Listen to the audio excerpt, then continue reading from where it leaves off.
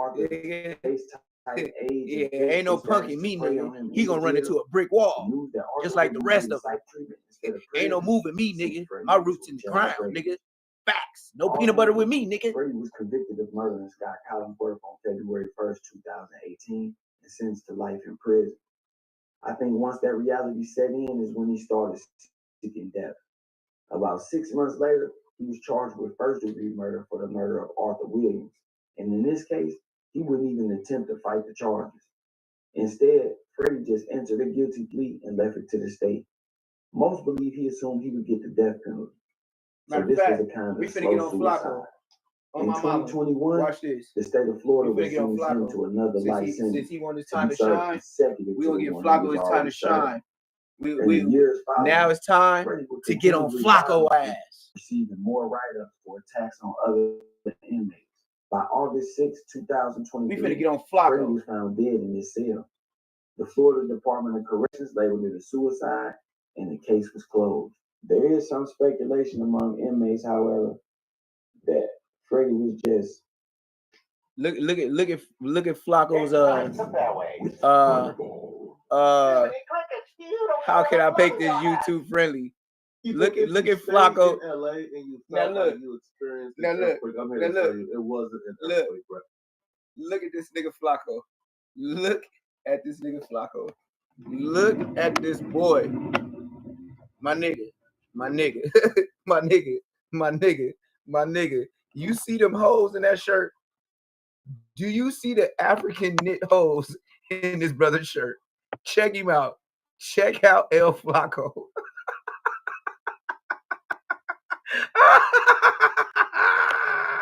Look at this nigga Flacco. Okay. Look at this nigga. Look at this nigga. Look at Broski. Look at El Flacco. Look at this man. Look at this man. Look at his hair. Look at his hair. Oh man. My nigga. My nigga. Oh my nigga. My nigga. My nigga. First off, get the little, your YouTube package that you got that that Adam 88 sent you. Look, bruh, you know that light, the circle lamp light that came with your starter kit, that motherfucking Adam 88, Hell Hitler. Yeah, the one that told you to give you the setup, just like he did 607 Up is the punk with Brick is the trick. See, look, this is how I know you don't see lay. Don't see lay. Don't see lay. Don't see lay. My nigga, my nigga, my nigga, my nigga. Where do you find attire such as this, my guy? Oh, yes. I must do you like point and shoot. Look at this. Jala. Jala. Look at Jala. Look at Jala. Check out Jala's fit. Now, you wonder why No Jumper always said, hey, Fly, call your girl. Huh? Call your girl. Like, you always say you had this girlfriend, but you never have a girl. Oh, yeah. That's when you get the stuttering, like, Stuttering Stanley. Oh, yeah. You brought your nappy head up in my show, nigga. You know I'm a low budget YouTuber, correct? I know you seen Nutty Professor. Now it's time to attack. I didn't want to say nothing because you're black, but now it's time to attack. We'll start with the Froski. Now, is this a lineup or I just got out of shower from working so hard from Adam 88 that I had to get a couple of noodles on my own? Because why? I've been riding Adam 88's cucumber all day on No Jumper. So, this is my time to shine. Like I said, my sister has this circle thing right here when she does her beautiful makeup. Matter of fact, I'll keep it all the way 100 with you. My sister works at a mall towards the Torrance area.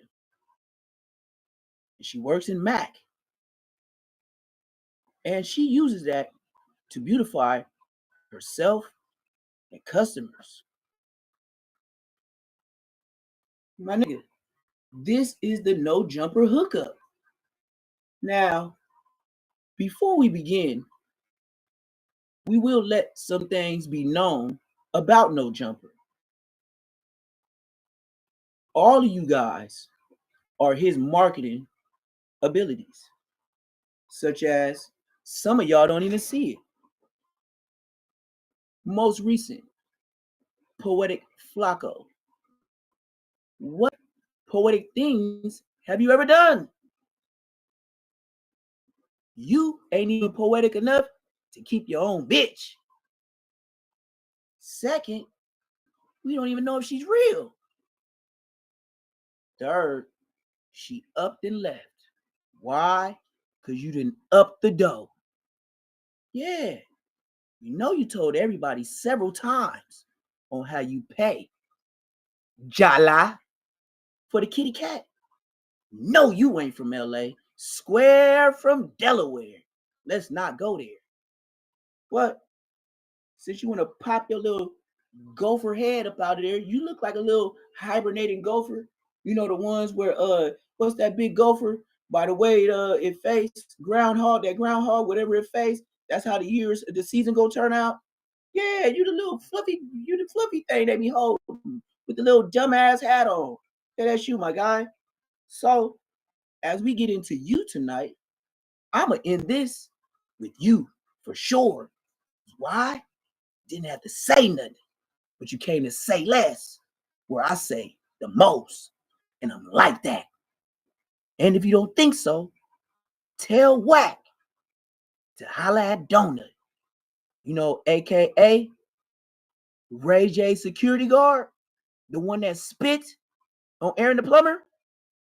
Yeah, ask the nigga that spit on Aaron the plumber if Neptune the goon is like that. So, since you want to pop up in my chat, I never pop up in yours. Why? You're not important to me.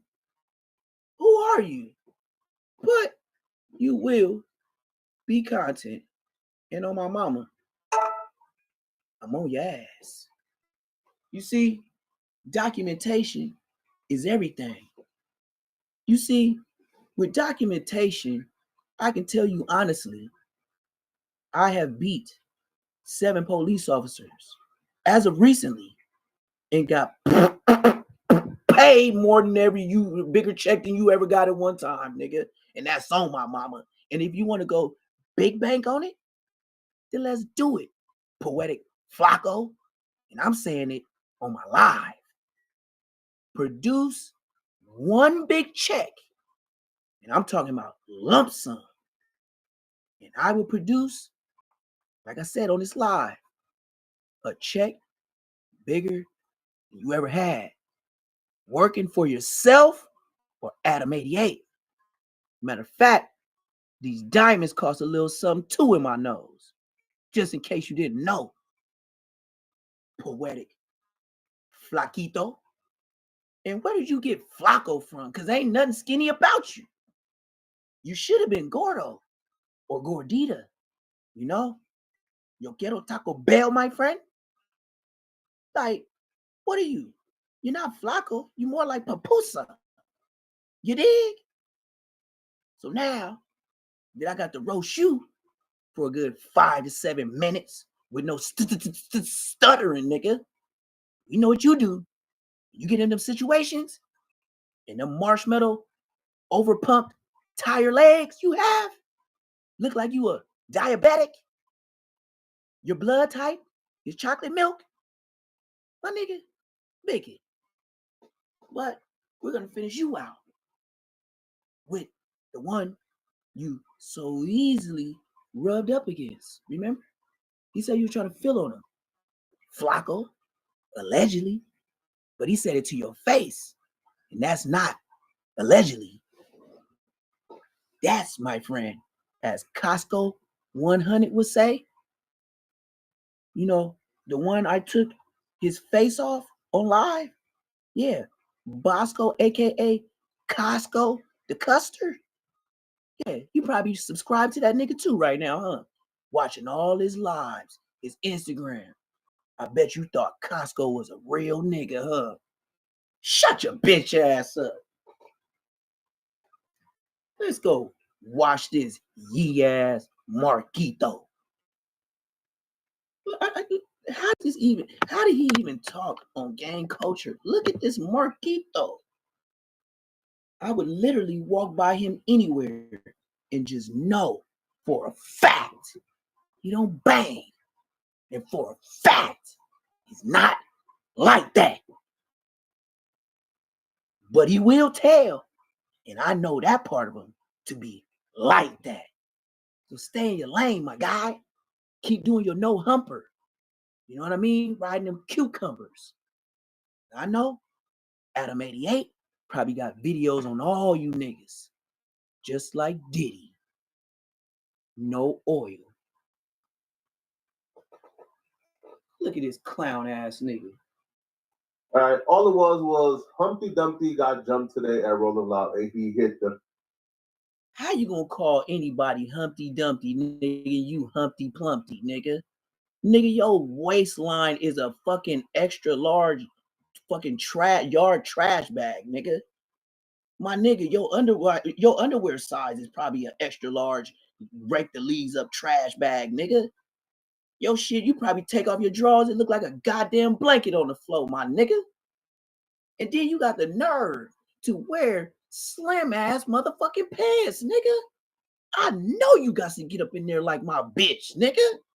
This nigga, you know how the females gotta jump to get their pants on? Nigga, I swear to God, that's what Flacco be doing, nigga. Nigga making it clap and twerk in the mirror, nigga, before he go to work, nigga. Why your size, nigga? What's up with all the zestiness for, my nigga? Zesty ass nigga. Niggas don't want to see all that, nigga. What the fuck you got going on, nigga? That's why I know you on that Dejan Paul, nigga. El Flaquito, nigga. The fuck you in my shit for, nigga? Don't you got hundreds of thousands of subscribers, nigga? Where the fuck you in my business for, nigga? Yeah, because I know I'm OG. You're O nothing, nigga. You're a zero, nigga. With the, you know, when you get no money in your bank account and they got that zero with the line through it, nigga, you're not just a zero, you got the line through it, nigga. You're nothing. You know how niggas see a roach or a fly in his house and you just quick to smash it? That's you, my guy. The only thing you do on the internet is be a gnat. Because you're nobody. And I swear, you too friendly. I would be real friendly to you on camera. And I bet you I go viral for how friendly I would be to your ass saying some stupid ass shit. You stupid ass nigga. You got the West Side foes fucked up, nigga. You ain't gangsta about nothing. You shouldn't be speaking or coming to the gangsta situations, nigga. You ever heard about snitches at the gangsta party, nigga? Yeah, I'm looking at you. I just seen, look, this your face in the back. I just see you come up in the building. Nigga, the busters gotta go, nigga. I will eject you by myself on a friendly level. Bitch, nigga, all up in my shit, nigga. Why you say my name? Nigga, I'll say your name 100 times, nigga. And I'll do you just like Bosco, nigga. Little ass fat boy, nigga. Yeah, I know how to make a fat boy lose air quick, nigga. You just poke him with a needle, a nail. Yeah, I done made a couple niggas come back to the yard hella skinny. And they was fat boys. Or if they wasn't fat, really, they was fat mouthing. You bitch. This nigga's Buster Nation, nigga. What the fuck? Anything he say can and will be used against you in the court of law. How do these busters keep finding me? These niggas speak up on everybody, bro. And I bet you they bust their ass never be in LA swerving. You'll never catch them at a burger stand. Matter of fact, Poetic Taco. Have you ever been to the Marathon Burger by your mark ass self? Since you doing all this commentating, you commentating ass nigga. Well, commentate that, nigga. Yeah, go live. Go to the Marathon Burger with your little hoe pro. Take your little flickianas and show us you like that. Because Because I don't think you like that. Look, I can see the bitch nigga in your eyes. That's the face. Yay, when he about to put it in your mouth. Can we say that? Oh, shit. Can somebody say that? Oh, poetic taco. Hey, look, bro. I'm a whole YouTube. And look, I know you cucumber ride academics because I've been doing my research for these past 5 industry weeks of me being on YouTube. I have so much shit in my mind, and I'm really from the streets, and I really got more jokes than Bosco. All you got to do is pull up, and I'm roasting all you niggas, just like in the county jail. You talking that shit, all you got to do is pull up. I'm running it with all you niggas, and I don't care if it's no homies with me. What I will tell all you mark ass niggas is, if y'all trying to run me like that, y'all get 1 round with everybody. Ain't no 2, 3, 4. I don't like how you did the last, homie. No, it don't go like that, ho.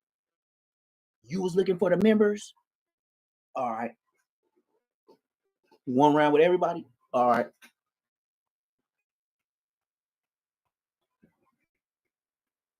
And it's that quick. You feel me? It's that quick. You feel me?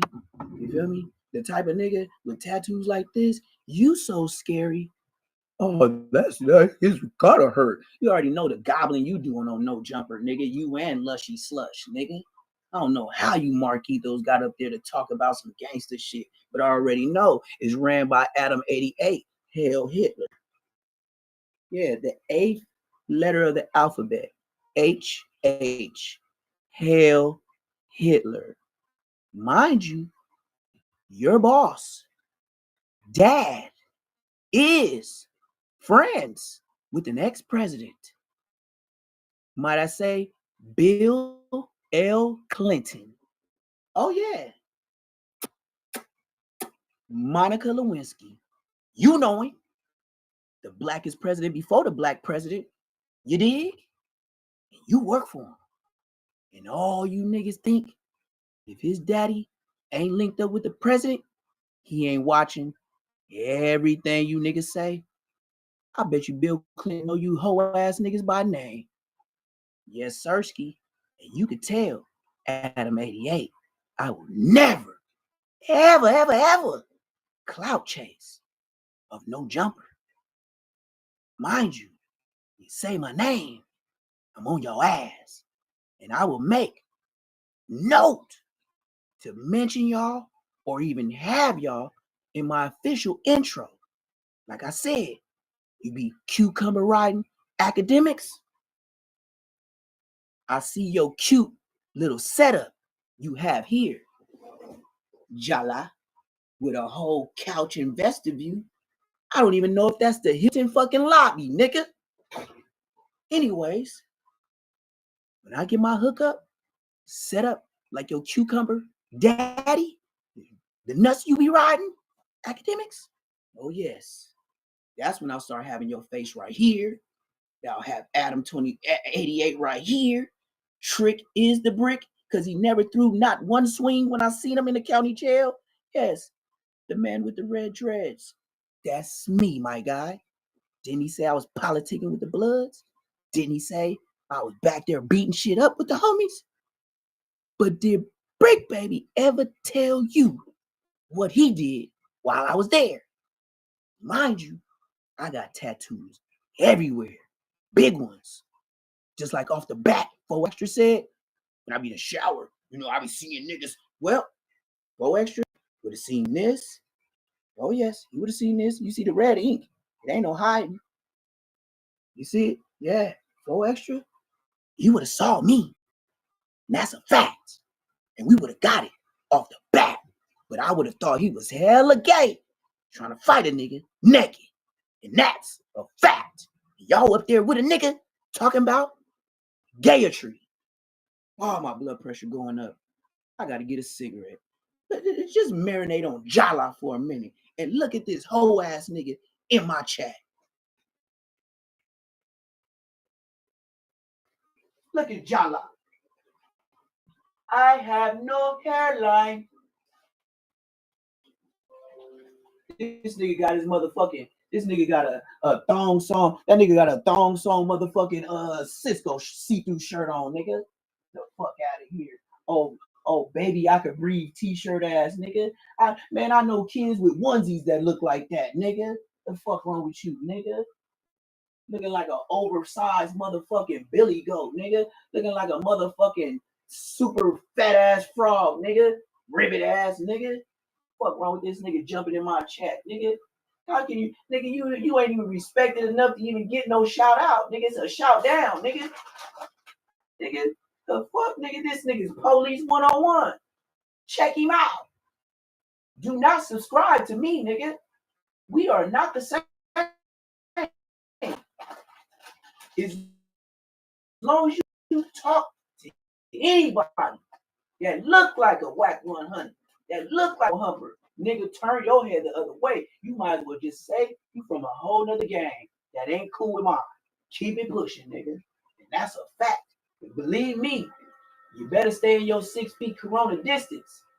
Because if y'all thought Dejan Paul was vicious, I seen a little one too, but I seen a tip over like a hot tea kettle. So, no, he did all right, but it wasn't no flu flam specialist. But I know, like he told you, he wanted to smash you a long time ago. And then you had him call you zesty and say these allegations, and not once did you say anything that was aggressive for him to stop. Why? Because deep down in your chocolate heart, with all them Hershey's kisses and that caramel that runs through your blood veins, you knew you was sweet as tarts. Sweetie pie. Yes, you are a sweetheart. When you show up with peace fingers and flowers in your hand. You know this guy ain't on nada. And I mean nada, Jala. Like, I don't even see how you should have just been watching just to get the content and secretly subscribe. Because saying your name was the worst you could ever did. Look how goofy you look. You on little ass me, a couple hundred subscribers. You coming here with smiley faces and a check for credibility. What are you poetic at? I still wants to know that. But let's play El Jala in my chat. And you know why he's up late night? Because he don't got a bitch. So this POS Dejan Paul has taken a break from lying about having multi-million-dollar record label. This don't look like Jala. This don't look like Jala. And that don't take, like, you know what I mean? But at least I give him the credit. He wears pants his size. You see, he ain't stretching the seams on the side. Now the shirt, yes, he's stretching that. That thing is like, we know that. It has to be Fruit of the Loom type material, stretchy, because that's the only way he could pull that off. But then he got right on this one. You know what I mean? But the pants, I could dig. I could dig the pants. But Flacco, your pants look like they peel off like Band-Aids. Nigga, you should have never got in my chat. On him for his label. He's taking a break from lying to the public about that, and apparently he's getting in fights now at Rolling Loud. He took to Twitter earlier today at around 6:30 p.m. Look at his voice. It's just lazy. It's just unenthusiastic. That's why you stand where you at, because you ain't enthusiastic. Person he was fighting before he got jumped. A lot of people initially thought that Dejan Paul was lying, including myself, because Dejan Paul is probably one of the most disgusting, horrid, lying, manipulating, devious POS to probably ever grace the earth. Like, no, I'm serious. Like, Dejan Paul is like a spawn of Satan. Like, this man is truly evil and diabolical. So when he came out with this, you know, it really wasn't news. Nobody really cared. But because he said it, you know, 14,000 views, 15 retweets, like, no, we ain't really care, bro, if you got jumped if there was no video. So we sort of ignored it. Matter of fact, on my live, it was a reaction that they was doing on No Jumper, and you had popped up, and then Adam 88 said out of his mouth, "Oh no, not Flacco, man. He talks too much." Your own boss talking bad on you, and y'all still work for the slave master. Yes, sir, boss. I'll be right to Kai. I'll be right there on time, boss. Don't worry about nothing, boss. I got all these Negro, boss. I talk real Papa, boss. Yeah, that's exactly like very diabolical. And wow, nigga, you ain't no motherfucking nerd or scientist, nigga. Slap them glasses off your face, nigga. Slap it off with a book, nigga, so you can read, nigga. Come on, man. This nigga burnt, man. This nigga weird ass nigga talking about diabolical and all this. All of a sudden, YouTube use a new word and everybody just like, oh, gas it up, gas it up. Oh, come on, man. All you niggas goofies, nigga. Everybody's not a trendsetter. Everybody's a trend follower, nigga. That's why it's only the last of the Mohicans, nigga. Why you think I'm getting all these subscribers like this, nigga? Because I ain't like you weird ass niggas. Nigga, you niggas weird, nigga. All you niggas weird. Nigga be in there politicking about a whole nother man and what he doing with his bitch and woo. Nigga, shut your bitch ass up, nigga. Decided that he was going to leak the video of him getting jumped himself because he wanted some attention. Listen, I've never seen anybody leak their own jumping video. This is like a once in a lifetime occurrence. But he did it. Nigga, you know, no Jumper do all that shit. Nigga, you know you niggas was holding that shit back when Brick Baby got choked out by P Nice, nigga. And your nice ass didn't even want to say nothing on the internet, nigga, because you was scared of that nigga face to face at work, nigga. And shut your bitch ass up, nigga. Talking about y'all be setting shit up. Nigga, you probably knew that whack shit was gonna happen with them old niggas too, nigga. All you niggas fraud, nigga. Young and the restless ass nigga. Putting pieces to the puzzle that ain't even put together, nigga. All you niggas just go up there and politic. That nigga tell you to shoot a narrative, nigga, you gonna shoot it, nigga.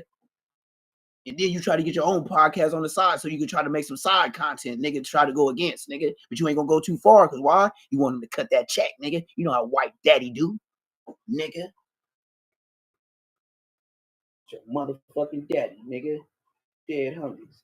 Weird ass nigga. Leaked his own video of him getting jumped because he wanted the attention. And when the video dropped, I must admit, I don't like the guy. I don't care for the dude, you know, but. So why did y'all have that kind interaction to where I was watching it? Told you, did my research. And that nigga showed some great relation. And he kept rewinding it and playing it over and over. Remember? AD, he was in the back laughing his ass off while you was on there talking. Oh, you forgot that, huh? You forgot. Well, I didn't. That's why I'm here. Just like Bosco. Everybody forgot.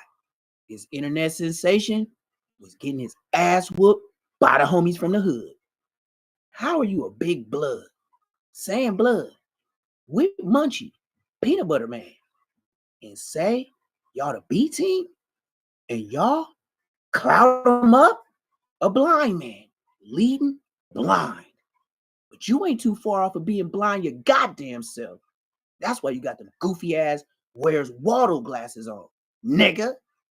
See, your dumb ass shouldn't have got in my comments, because I'll roast all you mark ass niggas. And I'll do it worse than loose cannon, because I can pop it faster and my brain works. It don't go to buffering. You dig?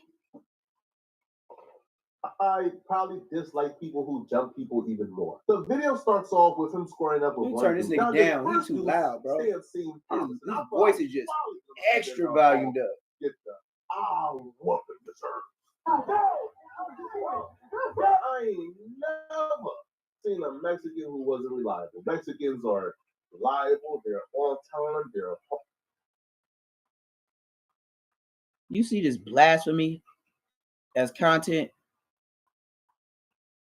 Let me rewind it back to let you see the niggeration in this nigga's configuration of his own race. See, Poetic Taco, he's a basher. And he don't care who he step on, especially his own community. That's why he like to talk so proper like he been raised. We already know Delaware, nigga. So how did your rabbit ass get all the way to LA and try to clout up on no humper? You say you had all these subscribers and views. Well, my nigga, you have no enthusiasm about your content. That's why I can't deal with you. I can only go straight to the meat. Because you talk too much. And then when you talk, you don't say shit. And it's always, my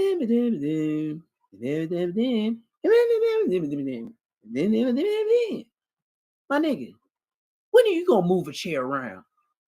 You always talking about what somebody else did, what they didn't do, who's a real buster, who's not.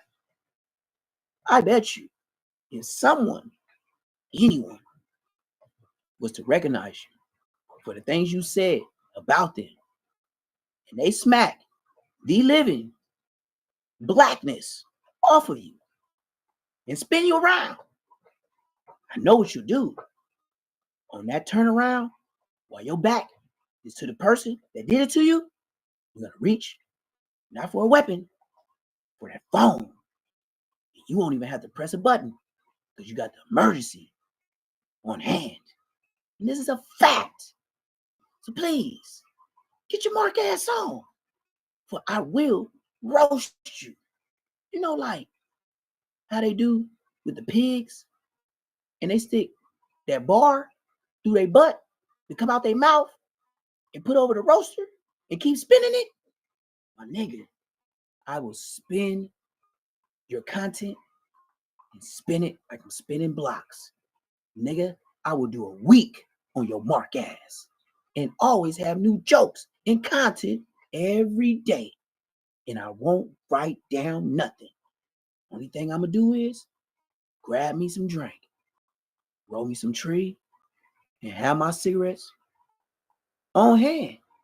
And I will smoke you like a cheap cigarette and clown your fluffy black Michelin Man ass.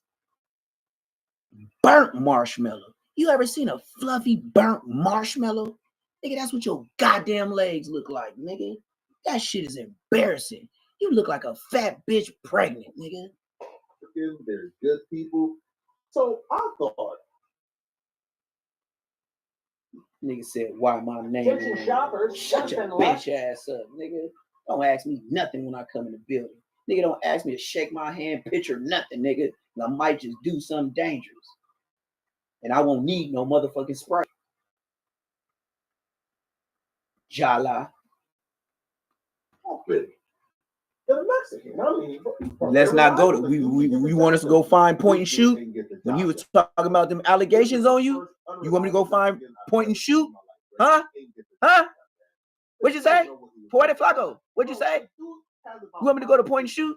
When he said you had them pedo charge ass, and then you try to strike his page? Stupid dude.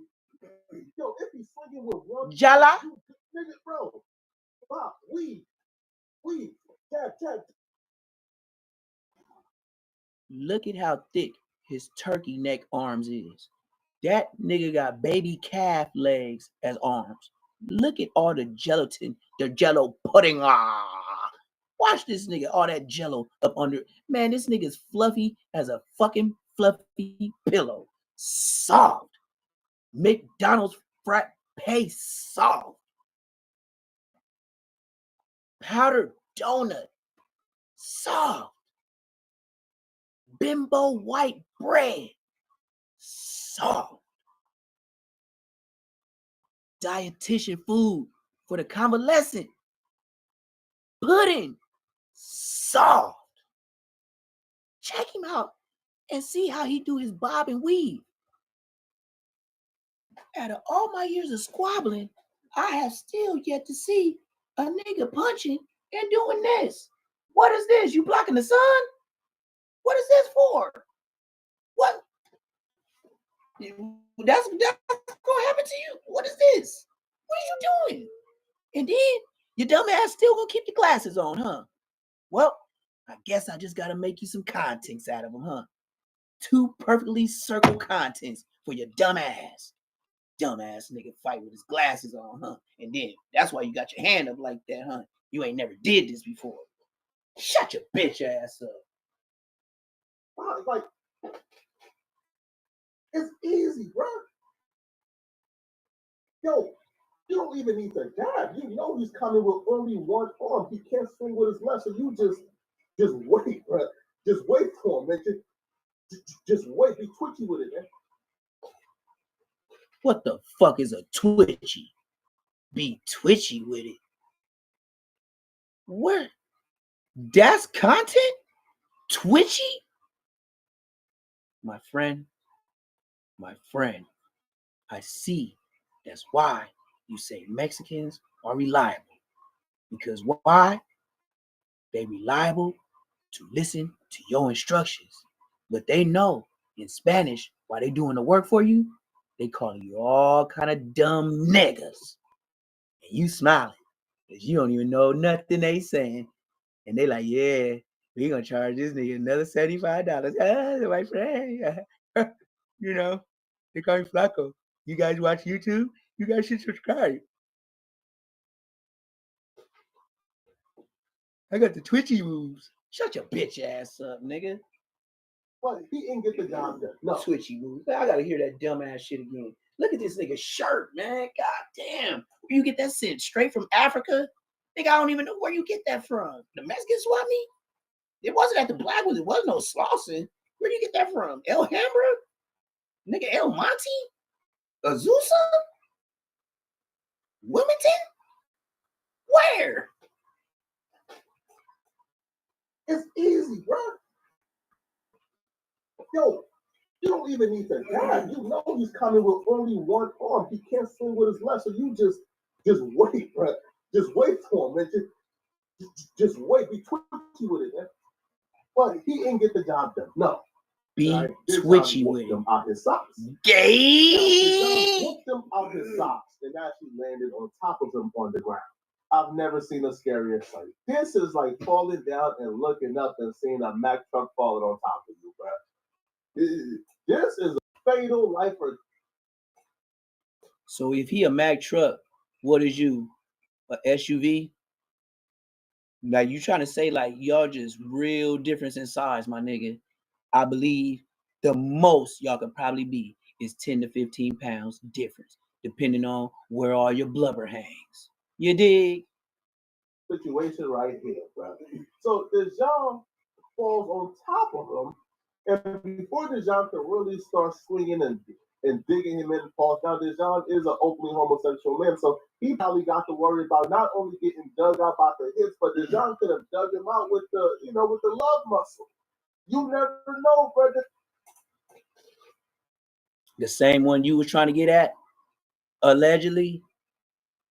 Because we can say it's factual to be documented on a live with AD. Like I said, it's a fact that they ran it back to back to back to back about you on that Skittles Starburst alphabet crew. You dig? See, like I said, we never seen you with a whoa man. You made a call. But everybody know you pay for your way, just like everybody else. And I bet you give your checks a percentage to Adam so you can get some of them, you know what I mean? Escorts with the happy endings. You know how the Asian do. Bum, bum, bum, bum, bum, bum, bum, bum. Yeah. And your fat black ass love it. Then build content to go pay to trick some more. Just like a buster. A diabolical human being, DeJohn could have taken. Here we go with this diabolical shit. Here we go with this new YouTube word, diabolical. He done used it twice. His vocabulary is expanding by the YouTube weeks. One and two. Which is why I'm not fighting no mooks. Once the dude hits the ground, his homie. Does anybody in the chat know what a goddamn mook is? Please enlighten me, because where I'm from, them is white men words. But show you the police saying some shit like that. Nigga, everybody in the hood to drop a blunt, you say some mook. What the fuck, nigga? Where you from? Nigga, like, nigga, you gonna say some shit like that. Nigga, this nigga weirdo. Weirdoski. I'm almost finna end this shit. I'm over 33 hours and man, this nigga come up in here at 3 hours talking about why my name in the chat, in the front of the chat. Nigga, I'm gonna bring it back to your weenie ass, nigga. Weird ass, nigga. Oh man, I wish man, boy, if it was my earlier YouTube days, nigga, my first couple days before I started, they try to, yeah, nigga, I would have been saying some whole other words and just took that 7 questionnaire, that thing, you know what I mean? Yeah, you know what I'm talking about. Take that 7 questionnaire just to, you know what I mean, keep your channel going, nigga. Nigga, I would have roasted your panty drawers, nigga, because you don't wear underwear, nigga. You wear panty drawers. Apparently nearby, and they began to help him up. So while they were helping him up, Dejan wasn't trying to get up. So then they started to swing on Dejan. But the one dude came in like a thousand. I mean, brother, the whip of his jacket went up like a, and the dude was coming in the crowd like some. And when he got there, within like 2 milliseconds from the other side of Rolling Loud, he got there within 2 seconds. He started to give Dejan some falcon kicks. Bro, I heard of a falcon punch before, bro. I ain't heard of a falcon kick, a falcon punch, no nothing. I ain't even heard of a goddamn flacco, especially a fat flacco. I am from California. I have never heard the reverse of Gordo to be a skinny Mexican and Flacco to be a fat one. Nigga, you is tripping. You are culturally, literally, with your name, diverse. I don't know if you're poetic justice, poetic taco, Flacco, Nacho Bel Grande, nigga. What the fuck is you on, nigga? The way you talk, I don't even know how you even get a chance to be around us, nigga. Do you know if the way you was talking and you got lost in the hood, best believe wallet and phone is gone. Especially you got an iPhone. We might let you leave. It's an Android. You got an iPhone. Nigga, out of here. Nigga, you can put the fucking locator on it and all that. Nigga, that house, they'll never get in. You big dummy. Never heard of a falcon kick, bro. He gave Dejan the falcon kick of the century, bro. Almost tore Dejan's neck off his body. And when he did that, that's when I realized, oh, no. No, I've been deceived. These people aren't just beating up Dejan just because of some random occurrence that took place at Rolling Loud. No. I was gonna show y'all I got a spot in the rack, and I was gonna show y'all Trinidad Aragua. I got some footage to where I got a house in Chicago, and from my camera I got Trinidad Aragua breaking in houses, setting up like a gang of gang members up in the inside. Like, y'all let me know in the chat if y'all want to see that. I'll do that tomorrow morning on Edit. I got Trinidad Aragua. Like, they breaking, busting the doors in, taking the doors off, nigga, going in spots. Yep, on everything. They don't fuck with my shit because I guess it talked to them. It got a motion detector and it talked to them when they walk by. I've been watching that shit though. Facts, bro. I got some Trinidad Aragua raw footage, bro. Raw. Ain't nobody got this on the internet. I just don't know what to do with it. Dejan fucked it up. And I'll be real, like, he looks like he may have some squabble. I'm shocked that he ain't have no squabbles. Sir, he was dependent on you. This man just said the goofiest thing that kids only say. He said this man looks like he has squabbles. You know what? It's no need for me to even go any further. We're gonna finish it. I'm gonna commentate off the rest of this, but he already buried himself. That's why I said he is a pure Gilligan. And with his Gilliganness, I guess that's what the show needs on No Jumper. Just keeping it all the way 100. Like, not even roasting no more. This is all facts, nigga. You niggas is up there for the tomfoolery, pure fuckery. Some of y'all don't even realize it. One person for sure is 4 Extra. 4 Extra didn't realize it because he's just getting out of jail. Duh. Any nigga just getting out of jail, they'll do mostly anything. They'll be a damn, night walker. If it paid, they just got out of jail. So mind you, when somebody get out of jail, they ain't even got toilet paper to wipe their butt.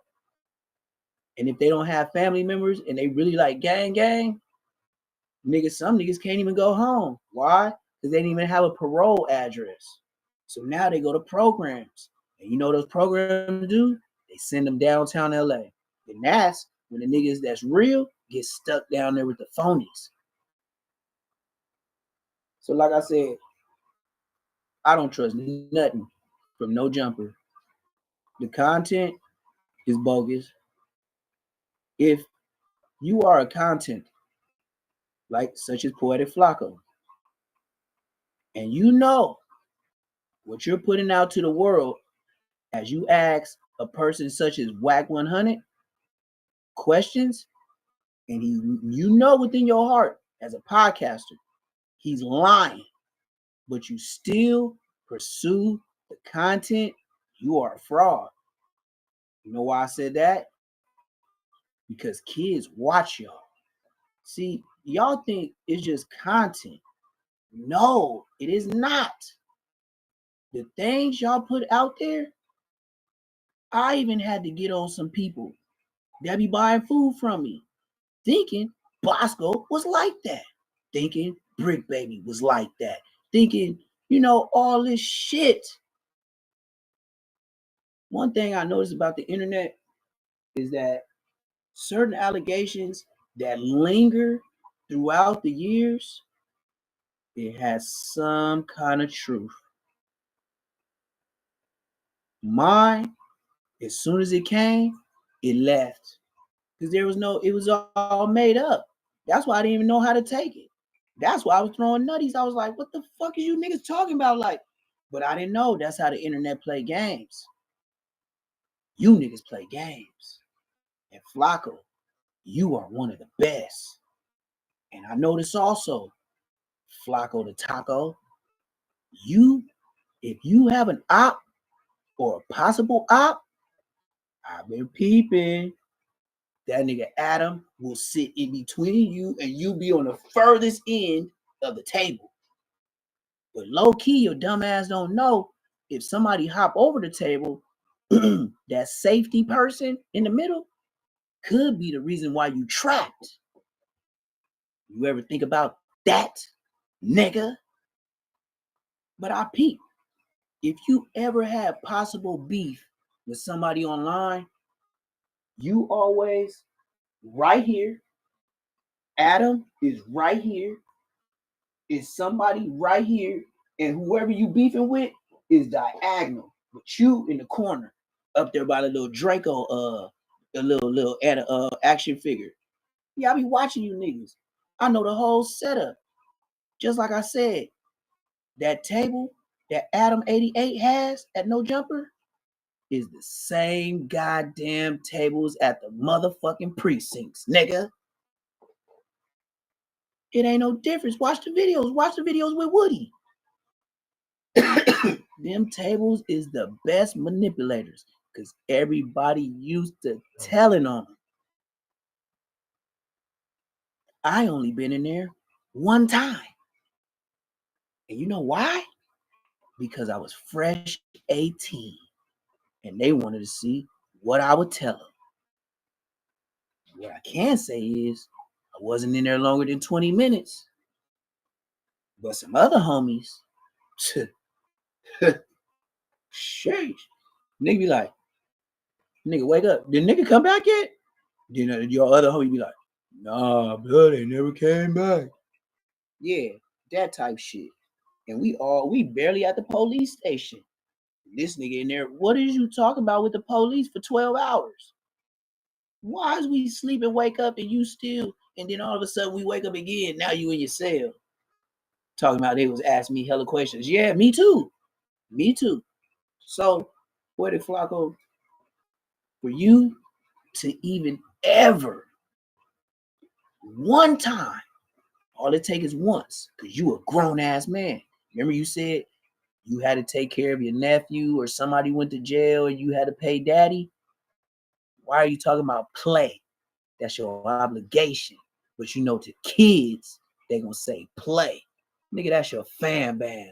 What are you talking about? Acting like, oh, I had to take time off and be a good dad. Then you ain't that person dad and they know that, nigga.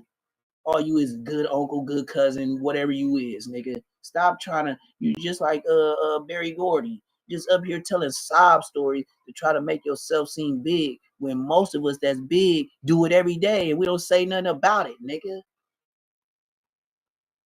Fluffy leg ass nigga.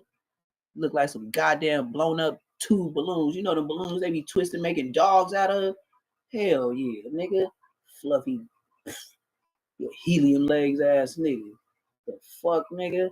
Yo shit, man. I wouldn't even know if you was real. You on the internet so much, nigga. Probably a real life cartoon character, AI and shit, nigga. Let me get back on this nigga, man. Hey, man, I'm gonna cancel this whole thing out with Flacco, man. Just for getting in here, man. Just for getting in the chat. This nigga's a BUM, nigga. I'm finna roast this nigga and I'll be back at y'all early in the morning. And I'm gonna get it cracking with Flacco. As soon as I wake up in the morning, nigga, get this rest. You know, my mama, nigga. I'm gonna watch the news to see if a YN did some more goofy shit, and I'm back on Flacco the taco ass, nigga. This nigga get in my chat like he like that. Nigga ask me why I'm saying his name, nigga. You ain't gangster like that. Shut your bitch ass up. Nigga talking about why I'm speaking on you, why my name in the title. Nigga, I'll put your name in the title every time I want to put it in the title. Hoe ass nigga. Counting on you, man. The streets got let down, sir. I'll be real, man. I was thinking about giving his music a listen, bro, but ever since you got beat up, bro, by Dejan Paul and let him get some street credibility, you ain't gonna squabble him. Your music is banned. You ain't gonna squabble him. Banned from my Dejan Paul, Ben said he'll beat you up. You talking about I don't fight. I'll call the police. The person who allegedly I'll get my boy 4 extra. Type nigga. Like he signed $100 million contract with Manchester United, and you know, his name is Rosepen Vic. Now, Rosepen Vic is a pretty respected media personality in the city of Los Angeles. All right, now Dejan Paul has been harassing Rosepen Vic probably for the last 3 years or so, harassing, stalking, insulting, saying all type of horrible things about him. So I'm unclear exactly why the fight started, but Rosepen Vic put some emotions in that case, bro. He's been waiting to do that for a minute now. And respectfully so, I'll be real. If they didn't jump him and Rosepen this nigga got a boring ass voice. I would say that I don't see why nobody. Listen to this nigga. That's a hate crime. I didn't make up the rules, sir. That's the rules, bro. You can't jump no homosexual, man. That's out of pocket and fight. You borderline one too, nigga. You ain't far off, nigga. It ain't like you just far off from that, nigga. You's a weenie. Real life weenie. Beat up this Jean Paul Dead and Rolling Loud. What did Humpty Dumpty do to make the ninjas dad mad? If you see my little brother, boy, and if you scared of him, what? You be scared of my brother, nigga. You be scared of my brother. Yeah, my brother's scared of me. You don't even know what I'm saying, huh? You don't even know what I'm saying. He's scared of my brother, and he's scared of me. Get your mark out. Who is this? Dejan Paul decided apparently in his repertoire or in his right to go on his platform and make disgusting comments. I'm glad they got fair use, because I'm sure finna use it fairly. Comments are just so the comments were in the likes of he was celebrating the possibility that Stylists may depart to the land of our ancestors soon. He was happy that Stylist may die soon from this cancer, and he was actually advocating and pushing for it like a disgusting human being. Hit that like button, subscribe if you ain't subscribed. So disciplined that the Jean Paul owned employers, their podcast talking about, hey, bro, if you said that about my homie, bro, we would have had to catch a fade. Like, that's out of pocket with you. He doesn't even sound right even saying this, man. This nigga ain't even from the West Coast. How did he get here? Yeah, Flacco, that's why I got him on here. That's why I'm roasting him. He probably still watching me roast him right now, gang. Yeah, that's why I'm still roasting this nigga. This nigga got the nerve to say, why my name in the title? Shut your bitch ass up, nigga. That's why I said all them scary ass niggas, like I said, them niggas is mostly my subscribers. All them niggas from No Jumper and all that, they paying attention to my content. Cause a lot of my content has 2K, almost 2K, almost 3K views. I know you niggas watching me, nigga. I know goddamn well you niggas watching me. Oh yeah, for sure, for sure. I know he's gonna say something about me. But with one thing about it, Adam 22 won't allow the clout. You dig? Adam 22, he will not mention my name because that's how the slave masters always did. They never said the names of the real workers or the ones that made the real strong children and women. They kept them a secret because they'll end up missing. You dig? So if he clouts me up, Brick Baby, when he did the reaction,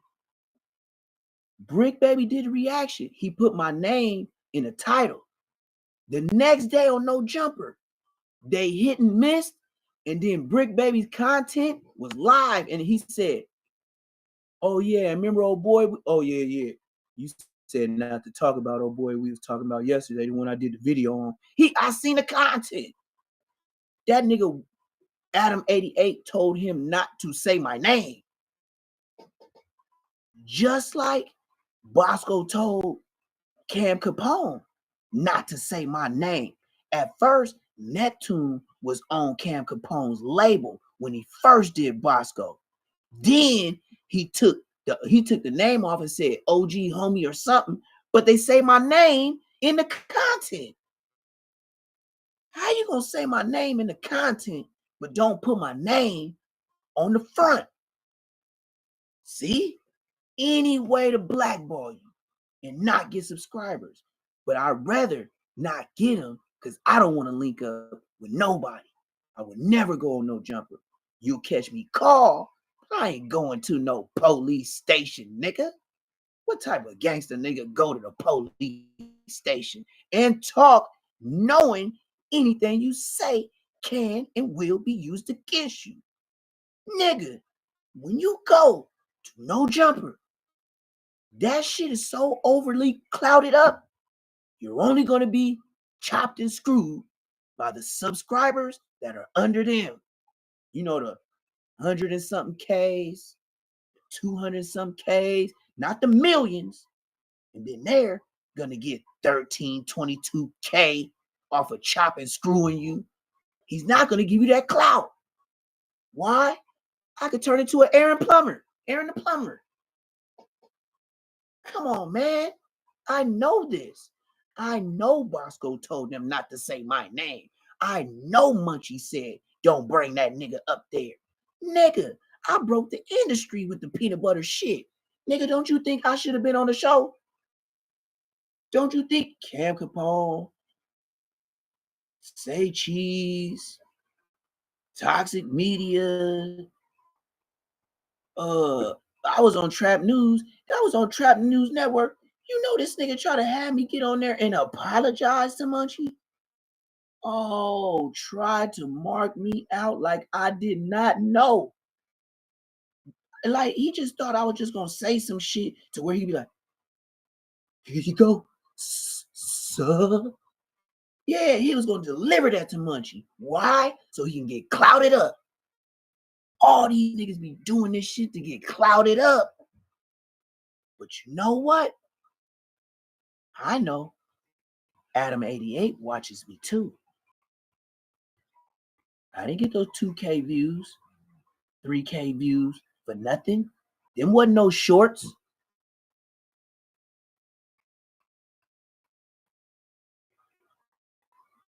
No, it's not all Bloods, man. No, it ain't. No, it ain't. It's solid and it's not solid. Niggas is on the internet, just like I said. Bosco reaped the benefits being the hood face on the internet. We the ones that made niggas scared, be scared, and recognize the block. Y'all recognize the block on the YouTube streets. That ain't the block, nigga. That's just like telling me, nigga, just like the homies. I've been in the house with the young homies before talking about it on Grand Theft Auto 5, nigga, and talking about we shooting at the ops, nigga. The ops. So y'all got the headsets and y'all just dissing each other hood, shooting each other for fake skis. And then what? When you get hungry, y'all just go to the store and you put it to the side, like, yeah, I'm gangbanging online. That's cool. No. Okay. Me and Bosco is from the same hood. But I'm Bosco, big homie. But Bosco is older than me by like years. Put it like that. He's older than me. Bosco is pushing 45, my nigga. Just put it like that. I'm 40. Bosco's pushing like 44, 45. Something like that. 43, 44, 45. What it is, I know he's older than me. But I'm his big homie. But if we all supposed to be repping the same flag, why is you getting on the internet judging the homies? I never was an internet nigga. I never was on the internet. This nigga gets on the internet in front of Whack and say some bogus ass, lying ass allegations. So, since my family was listening, and then I got off the phone and they told me who he was and who Whack 100 was and Loose Cannon and 600 and yeah. So then my next thought was, you know what? I'm gonna get on this internet some type of way and tell my spiel. Well, lo and behold, I get up early, like 7 something, like hot. Nigga, I woke up. The first I seen live was Spider-Lo. And I only knew him because no. 600 had a live. 600 was asking me about Bosco. Now, I don't know how Bosco and them was like, how they was cool or what they wasn't. But he just asked me questions about Bosco. So he like, hey, when the last time you saw him? I'm like, shit, I said it so casually, like, shit, I ain't seen Bosco in like 6 whole years. He was like, damn, 6 years? I was like, yeah, we just asking regular questions. I didn't know I was being recorded or nothing. So then he said, hey, Loose Cannon on the phone. Never knew a Loose Cannon. Never knew about no Sweetie. Never knew nothing about that. Never knew Sweetie Pie, nothing. Then he say, then Loose Cannon say, oh, Whack trying to get on the phone. I'm like, who the fuck is Whack? He was like, yeah, Whack trying to call me. He said, trying to call me. He didn't say get on the phone. He was like, trying to call me. Come to find out, just like Spider-Lo told me, them niggas is already on the phone. They just played me. You know what I mean? But what I was saying, I guess Whack was listening the whole time to see if I was authentic. And so I guess they all, because when I talked to 600, when he called me again, it was 3 days later. So say we talked Friday, we didn't talk again. He didn't call me till Monday. And then that's when all hell broke loose. Real shit. That's when all hell broke loose. And I didn't know none of them niggas. I was, like I said, I was living my regular life, chilling, fucking with the kids, grandkids, all that type of shit. Just regular old nigga shit. Doing my business, doing my dogs. You know what I mean? Just making my own grind and shine. Like, I ain't need none of this. But what made me mad was now that I think and now that I'm in the YouTube streets, you see, if Bosco's been in the YouTube streets all these years, wouldn't you think he would avoid a call from 600? I mean, Whack 100. Like, if you think a dude is bad or be doing some foul shit, as Bosco be trying to say and shit like that, right? Wouldn't you think that if he called, his number wouldn't be logged in, and you'd be like, man, I ain't answering this nigga call. The fuck this nigga calling me for? So why did you even answer the call when you know Whack 100 is not a good nigga? You know what I mean? So now I gotta look at it as it was a play, and now I gotta mark all you niggas out. Nigga, you made me come out the cut. And then your bitch ass go to the hood with the homies I ain't never seen before in my life, but two of them. And two of them is what I said on Spider Logo I was looking for with the Blammer. So of course they was gonna pop out. I said their name and I told them I was looking through the hood with like Dracos and all that. Like, nigga, that was bad. So anyway, they was in the background with them. So two of them. The other ones, I've never seen them niggas before in my life. I don't know they brothers, they cousins, they relatives, nigga. And niggas ain't from the hood like that. Niggas lying. Niggas rap back, nigga. I wouldn't believe, nigga. I wouldn't be surprised, nigga. He ain't got some of them niggas of background singers or no jumper, nigga. I don't know where the niggas came from. Never heard of them. Never seen nothing. Just like I said with Bosco, ain't never spoke nothing. Never popped nothing. Nigga shot nothing. Nigga stop fronting. Nigga, them niggas ain't this shit, nigga. Oh my mama, nigga. They part of the peace, nigga. They pushing peace, nigga. They ain't pushing positivity. They pushing peace, nigga. They been pushing peace for years, nigga.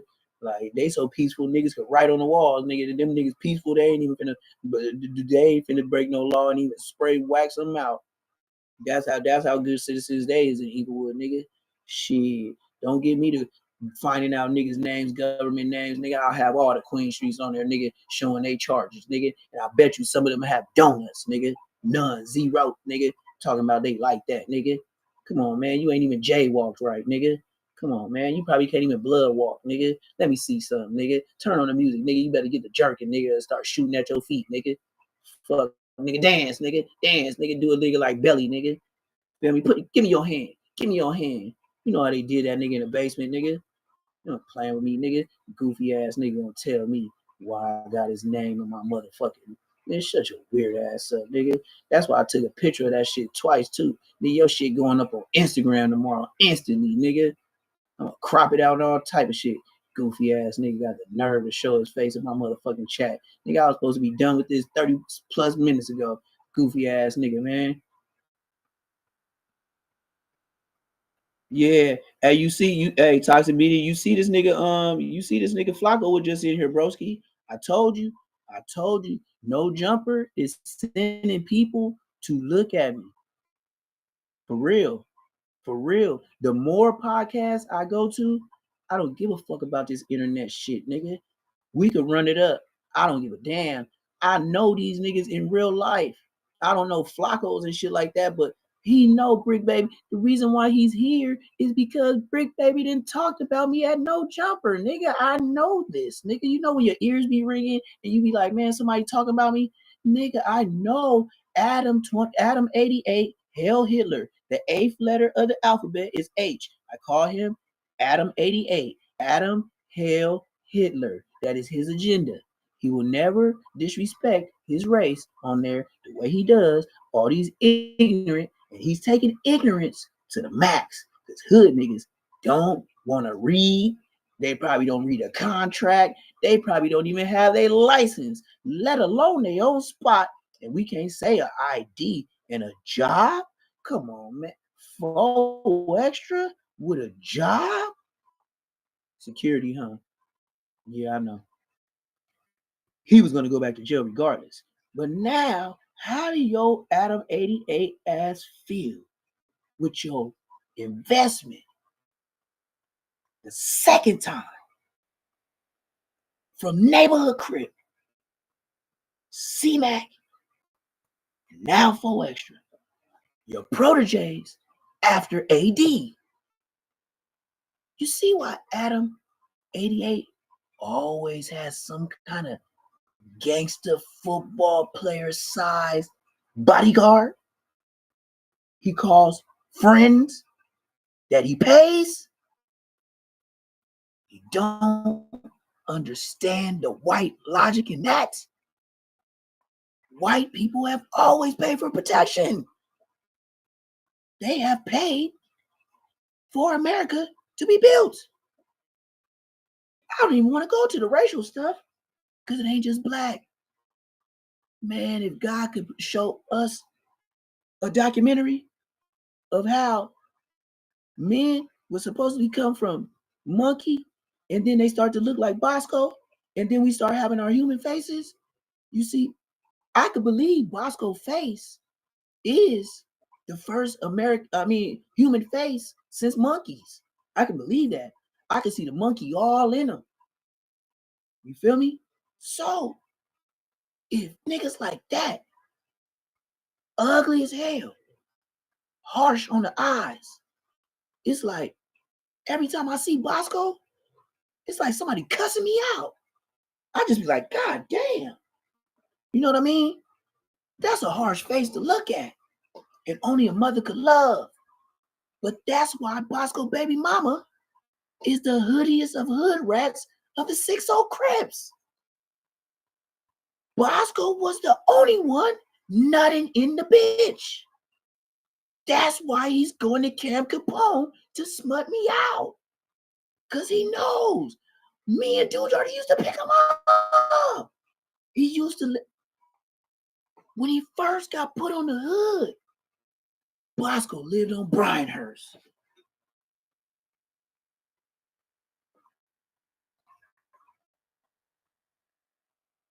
Do you not know where Bryanhurst is? Bryanhurst is one of the main blocks of the 6-0s. As a baby, I probably moved. I was over there off of Slauson 5th Ave. I say the last time I was over there, like hanging, as a baby though. Didn't have no choice. 5th grade, 4th grade, something like that. Because for sure, middle school, I was out of there. I was at Crozier. Then I went to Eagle High. Bosco was not there at Crozier.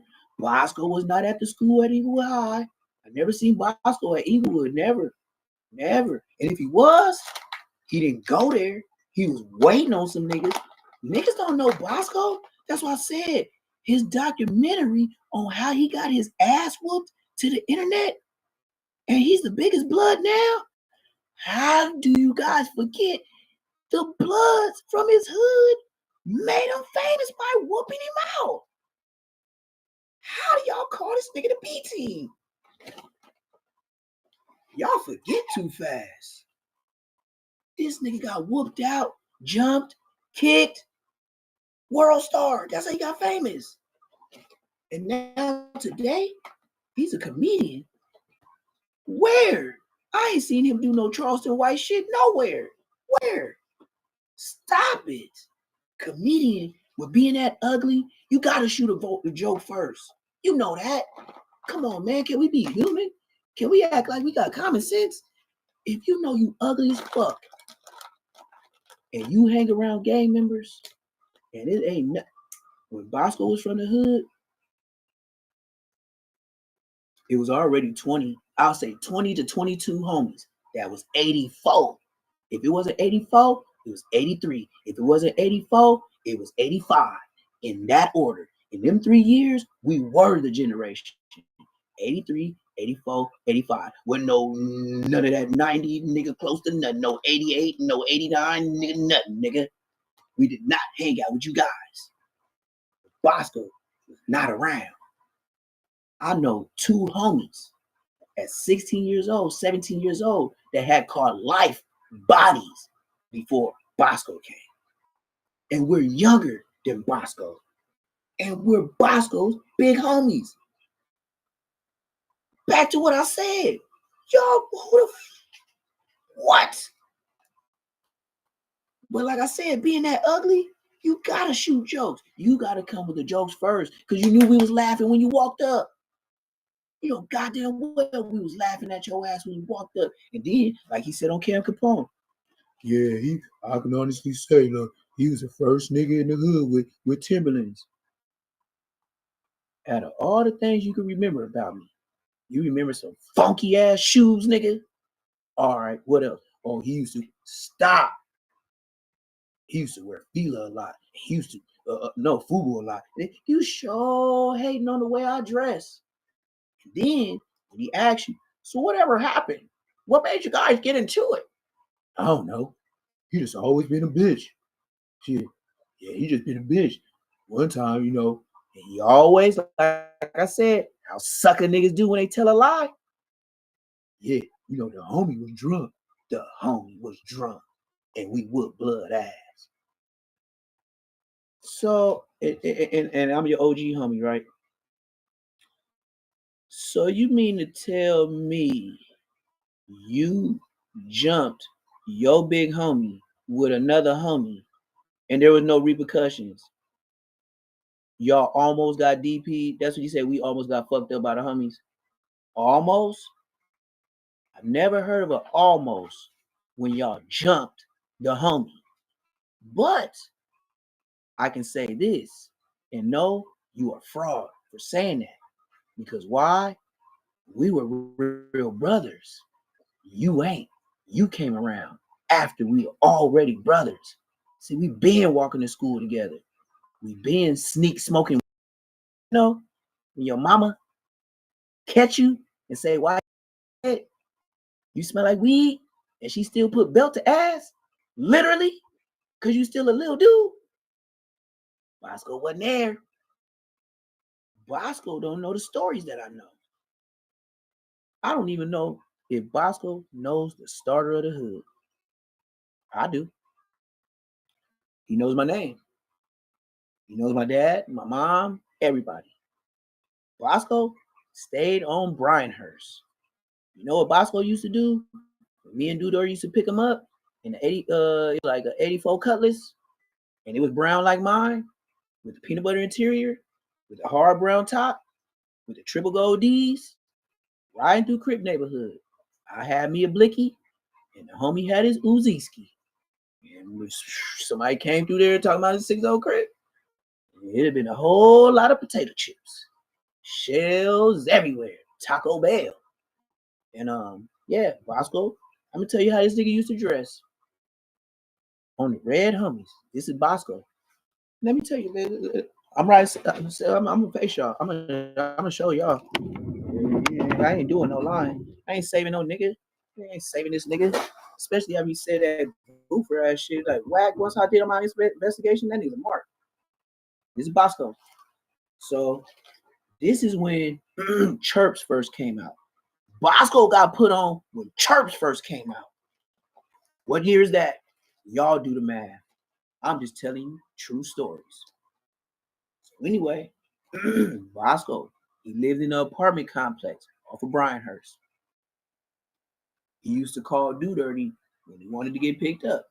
Mind you, I didn't have no L's, but I had an 84 Cadillac Sedan DeVille, and it was brown, just like Dirty's.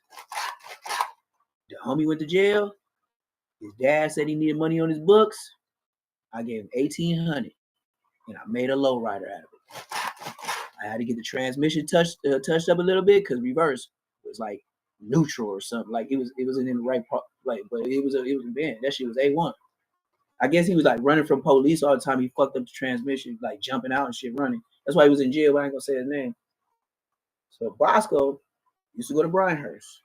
This nigga would be wearing a dark green forest green shirt or a doodoo brown shirt, and his shirt would be flipped up like real tight up. Like you know how people wear shirts backwards, and you be like, nigga, your shirt backwards. Like, oh shit, because it'd be all tight up.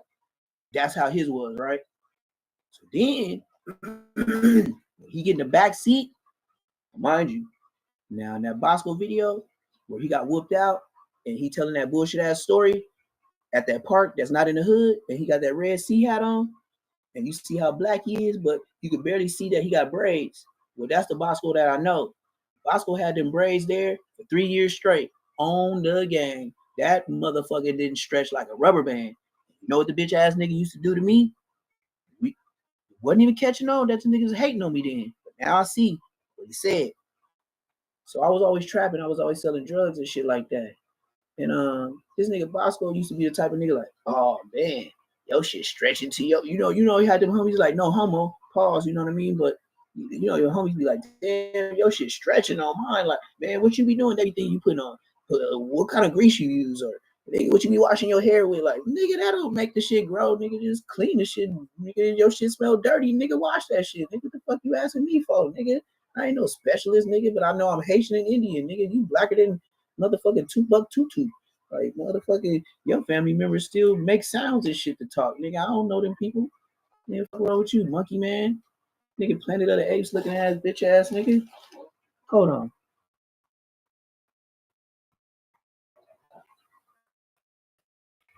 So anyway, like I said, that nigga shirt will be all the way up here, nigga, like it's backwards. And then Dude used to do just like this. So his lowrider was like cut. So it'd be bouncing and shit, right? We was straight like motherfucking what's her name on Set It Off? Was it whatever her name was in the lowrider? That's how we would, and we was dipping through the 6. So I was like, man, he made me like that, nigga, on everything. Like, nigga, he made sure I wasn't scared of shit, nigga. Dude, are you rest in peace? And Buku will mark something and come back laughing like the Joker, like, you're like, damn, nigga, calm down, dog. Like, this is some real shit we just did. That nigga be laughing, nigga, like he just nigga saw like nigga, what's his name? Richard Pryor just said a fire ass joke. That nigga come to the car crying, laughing on a Merc game. I was like, this nigga, I'm glad he on my side. So Bosco get in the back seat, nigga, and that's when the homie Dude Dirty would tap me like, Bosco didn't even know him. Bosco all in this shit, probably in his phone and shit. That nigga stretching his shirt down. This nigga always had a red shirt under. We was wondering why he always tucked it up like this. So if it's a brown shirt, that's when niggas was wearing double pro clubs. He would pull the first shirt down so you could see the red. Fraud ass nigga, man. Then when he get to the hood, this what he would do. Right when we get to the hood on Eucalyptus in Manchester, yeah, I forgot Miller's Market. I don't know if they still call it, but she's gonna be Miller's to me because that's what it was as a kid. Nigga, Miller's and then Big G's. So anyway, this nigga get out the whip, and that's when he let his belt hang. And we used to be like, man, look at this fraud ass nigga, man. That was Bosco when he first got put on the hood. That nigga name was Little Virgo. Big Virgo had a busted ass like fucking, if it wasn't an old ass Honda, that shit was like an old ass Tercel or something like that. Oh my mama, nigga. And Big Virgo, his big homie, cause he Little Virgo, they was from Mad West 304s. They be like hoes, foes, or some shit, whatever it was. I don't know. It was some weird niggas back then, but that's when I first seen Bosco. And yeah, it's a big old light skinned nigga like my color, but he had like burn. His big homie had like burn marks like all on his cheek, like they're both sides. It's like I don't know how to explain it, but Bosco big homie had like his skin was just like dark right here, like it's like a big old dark rash. I don't know if y'all seen people like that, but yeah, that's how Bosco looked. So he wasn't far off from his big homie. They both some ugly as fuck ass niggas. So then Bosco big homie, he was a big ass like Alabama looking ass, looking like big country Oompa Loompa ass nigga. But he used to always wear this little S curl shit. He kept it whipped up though. For an ugly nigga, he kept his shit whipped up. But yeah, that's how I know Bosco. Other than that, Bosco, man, this nigga ran to all the big platforms he could, just like Loose Cannon. Okay, we could talk about that. Loose Cannon. Now, every time he do that sweetie every morning for us, right? He wears a what hat? An NY hat, right? Every video I damn near see, he wears an NY hat, correct? Now that he's beefing with Whack, Whack goes to No Jumper, the West Coast podcast, to talk shit about Loose. Loose Cannon, dig this. Y'all didn't pick up on this. That's why I say let moments. You get the gold here. He goes to a New York podcast, whoever the name dude was, because obviously the dude did not know what was going on. Loose used a New York big stream podcaster to tell his fake side of the story. Mind you, back to the hat. He always wears the NY hat, correct? Why did Loose Cannon wear the LA hat? while he was talking on a New York platform. See, this commentary, this commenting, it's easy. It's easy. Because I could always comment on anything because I always come correct. And I'm a Libra. So you know I work and I be about my business. And all the Libras, like Beyonce, Lil Wayne, they become the greats. And you know what? I got enough money to be one of the greats. But I will not be with the fuckery. But what I will be is getting views, you know, the 3K at a time going live, like King AK or Academics. Watch me do it. Watch me do it. Watch me do it. Watch me do it. Oh, yes. Oh, yes. And I will say, it's just like a nigga say, you gotta choose a side with the rap. Oh, yeah. Because if you don't make a nigga choose a side, that's the back door.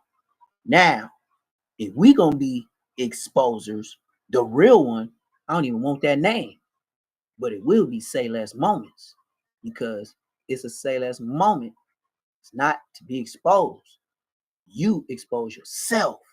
That's why Say Less. And I know I can show my face anywhere. Been to prison 4 times. I don't give a fuck, nigga. Go get some paperwork, nigga. I bet you'll never get paperwork on me. Said I snitched, but did some weird shit with some kids. That's why I pop out. They played me with the no homo. And now, oh, you see, what I learned toxic media, if they don't hit you with the gay, they will hit you with the he do meth. If they don't hit you with that, they gonna hit you with the his baby mama's this, or anything that they can find content on. That's why I love being an old nigga, because I ain't been filming my whole goddamn life. You already beat, because anything that's used against me is what I put on here.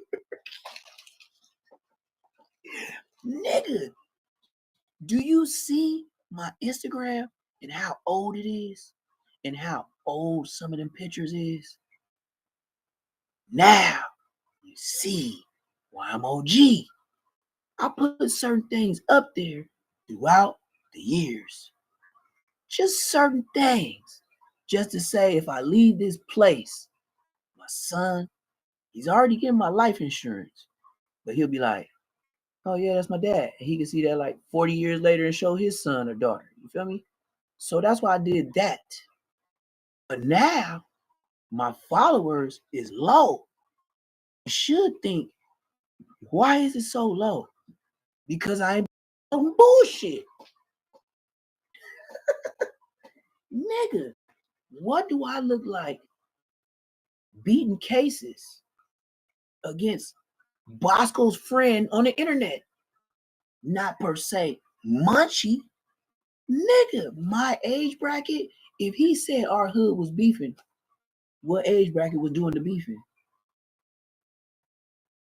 And I'm one of the areas where I'm pushing, I ain't saying peace, but we ain't linking up. And we sure ain't acting like shit smooth just a week ago.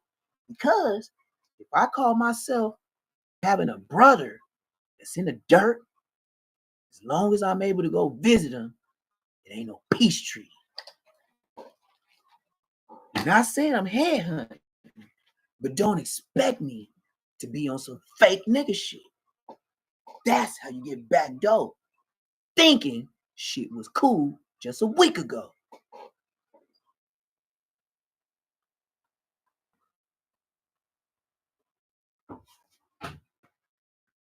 Now, what I want to do, I want to show the world. I say in the next month, I'm going to show the world. I'm going to go buy some shit off of like Craigslist. I'm finna take my podcasting on the road. I'm gonna let niggas see me cash out with cash. Watch, I'm gonna show you niggas. I ain't gonna do no Bosco. I'm gonna go to Home Depot. Y'all gonna see me buy gas generators. Y'all gonna see me buy like a trailer or something to carry like horses, but that's gonna be for my dogs when I travel. Y'all gonna see me paint it. Y'all gonna see my art, my hit ups. Like I could draw. I do tattoos. I did my chest. I did everything on me. I did my whole left arm. This whole shit. I did this in prison.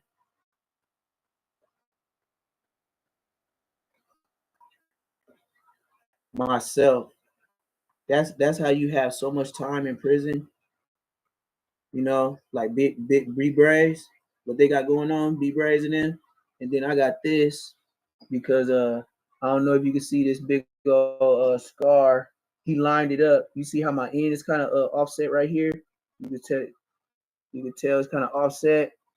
Yeah, that's when I went against the B team because it was one of my homies, Mr. 10-8 from Avenue Piru.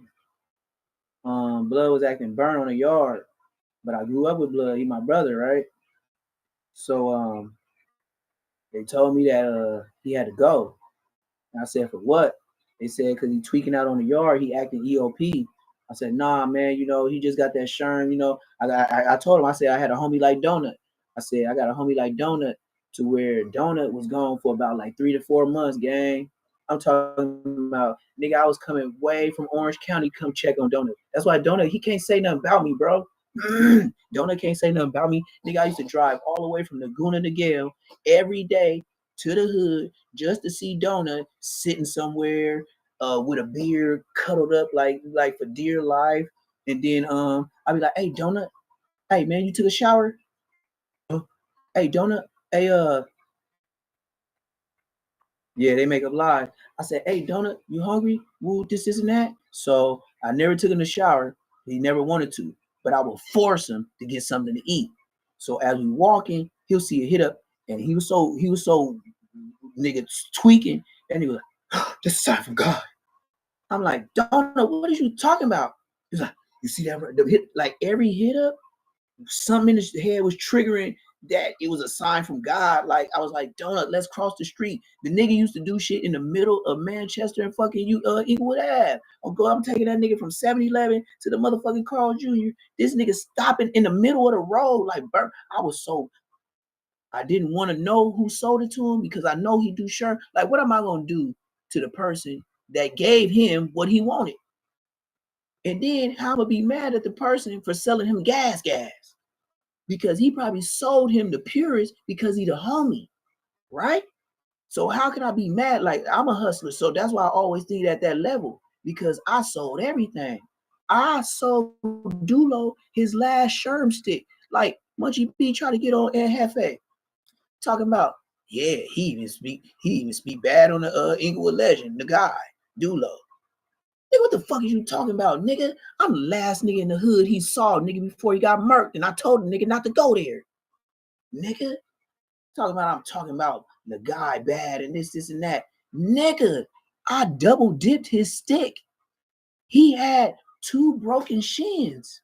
He just beat up and robbed 2 niggas that was, he say they was fucking over him in a dice game. That's what he say. But that's his story. You know, my daddy rest in peace. I ain't lying right now. That's what he said. Then I let him in the gate. He walking with these 2 short midget bitches with blonde hair. Both of them had big booties, but their hair looked like Cisco at the time. Cisco on the thong song type shit. So I used it. It was a key. So I used the key. I let him in. He walking brazen. I was like, damn, I never told this other story. And this is the truth. Dulo had velour red sweats on, like a jumpsuit. Like I said, he had his logo on there that looked like that Bernie Mac logo, like a pimp nigga with a cane or something like that. Whatever he had, that was his logo. And that's way before niggas had logos, nigga. He's an Inglewood nigga for real. So then I let him in the gate. He walking brazy than a motherfucker. I said, what's up with you? He told me. I said, so both your shins is broke? He said, yeah, Buzz, that's why I need this stick from you. He was like, you gonna look out for me? I was like, yeah. So I think the nigga gave me like $10. I double dipped him like decent, like to where, you know, and I pulled it up in there like it was a whole stick, and I double dipped it like he was gonna be fucked up, and I be fucked up just pulling it out the port thing. You know how you gotta suck it up for a nigga like halfway. So like say a nigga give you $10, $20, you know what I mean? Like niggas know how that Sherm was back in the day. I fucked with it on funerals, but man, that shit had me stuck, man. And my mama said she never told me until my dad died. I was so high, nigga, I was curled up like a shrimp. And then she said my dad and her didn't say nothing to me for 2 days. Like we didn't even say nothing to you about it. You don't even remember. I was like, nope, I don't remember. And they said the homies just brought me to the house and said, look, this your son. Don't ask him no questions. We just brought him here to be safe. Like my mom was like, yeah, y'all know where the room is. So yeah. So anyway, yeah, Dulo, that nigga hit the wet. And then he started tweaking with the gun. I think he had a 40 or a 45. That shit was beefy. And then he tried to fuck with me because I had a long barrel 357. He tried to act like he was gonna grab it. I was like, watch out, like karate shit. He started laughing, started grabbing me on the head and shit. And then he told me, hey, blood, you wanna go to this party with me? I was like, what? He was like, yeah, nigga from IF. And he was like, yeah, the nigga I took his chain and woo, got knocked out. I was like, you wanna go there? I was like, hell no. I was like, nah, Dulo, no, I ain't going. This before the beef. This is when the beef started. So Dulo, I told him, no, I ain't going. He was like, all right, little nigga. I was like, all right, man. I said, be safe, man. I was like, hey, Dulo, don't go though. Like, I was like, it's his party, the IF. If he's from IF, his homie's gonna be there at the party. Bud wasn't going. Like, I don't know. Like I said, some niggas be too gangster. Like I said, I met them all. I've been in the hood. Like, I told Bud not to go, man. That's all I gotta say. Cause like, you know what I mean? If I get too in depth, like I'm gonna start crying and shit. You know what I mean? I told that nigga not to go, bro. And that was my dad's friend. I wouldn't say best friend or nothing like that. I ain't gonna get the capping. But my dad did know the gorilla-est nigga in England. That nigga was an oversized Debo. Like I seen him literally hit a nigga so hard it sounded like a chair hit a nigga in the head, and the nigga went from standing, bop, straight to the ground, and a nigga head bounced off the ground like a goddamn basketball. That's how hard that nigga hit. Oh my God. Dulo.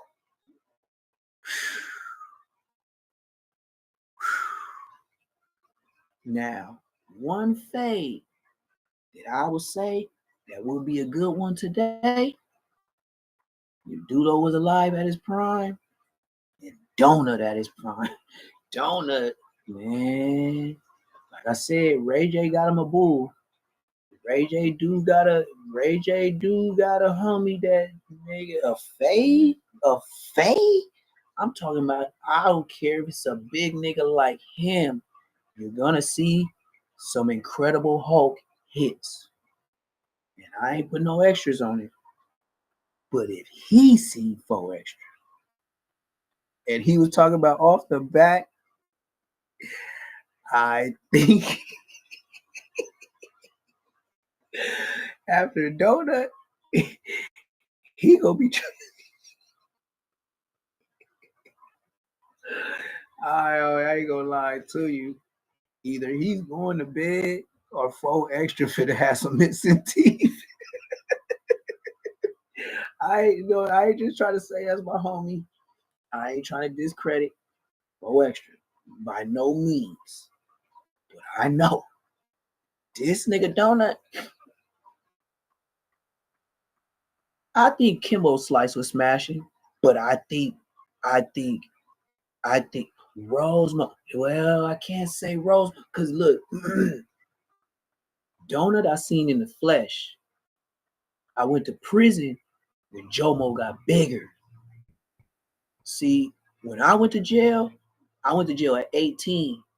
Within 2 months, I turned 19. And then when I turned 19, they were telling me take the deal for 19 to life. I was like, nigga, how the fuck I would take 19 to life and I just turned 19? You got me fucked up. On my mama, that's my first case. So I was in there about 2 years fighting it. And then I got 7 years, but I ended up doing 6 years, 8 months. So within that 2 years, a 16-year-old can turn 18. A 17-year-old is now 19. You see what you did? So within that time frame, I had went to prison.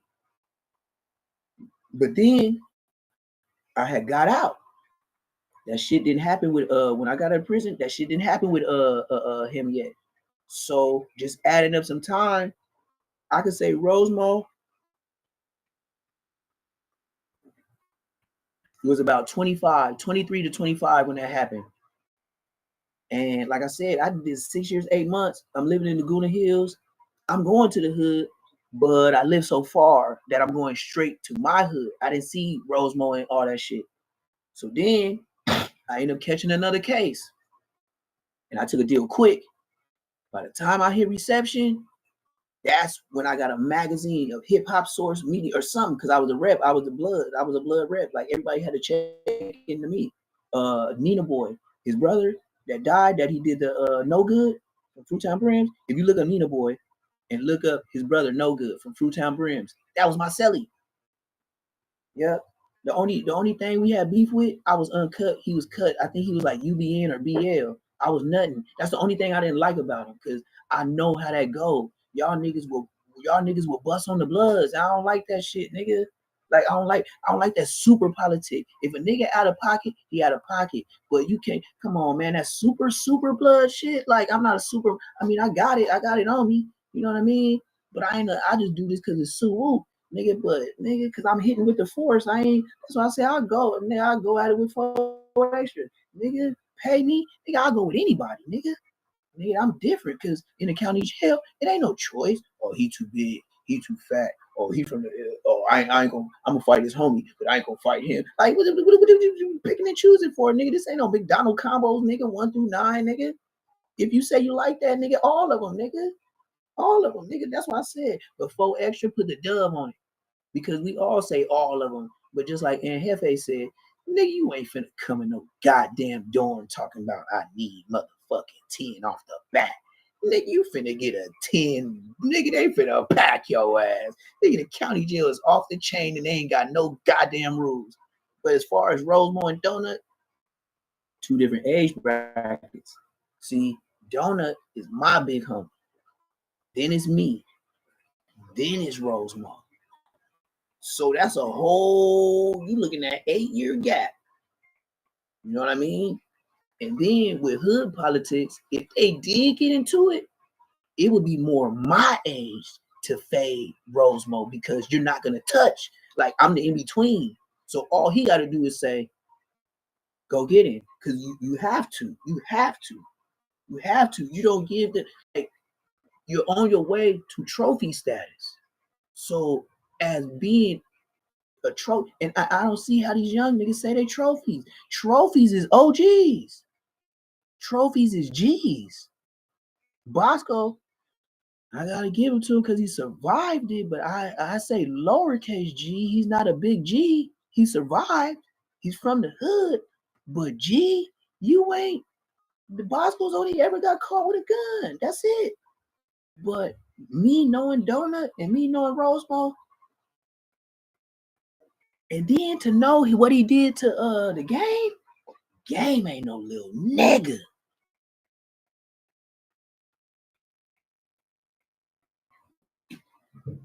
That's a fact. I gotta let that point be known. I don't know if y'all forgot, but Rosemo put down. Now this, if I was out, now we was Q's and rules. Like the way they did Bosco, we was the same hood because we was all beefing with Inglewood families. There was no Inglewood families on that side of Inglewood at all. That street where they call Bosco, nigga, if they called an Inglewood family, they would have did him like that too, if not murked him. For real. Because a lot of us grew up with him. And just like Smiley, I say Smiley from Inglewood families.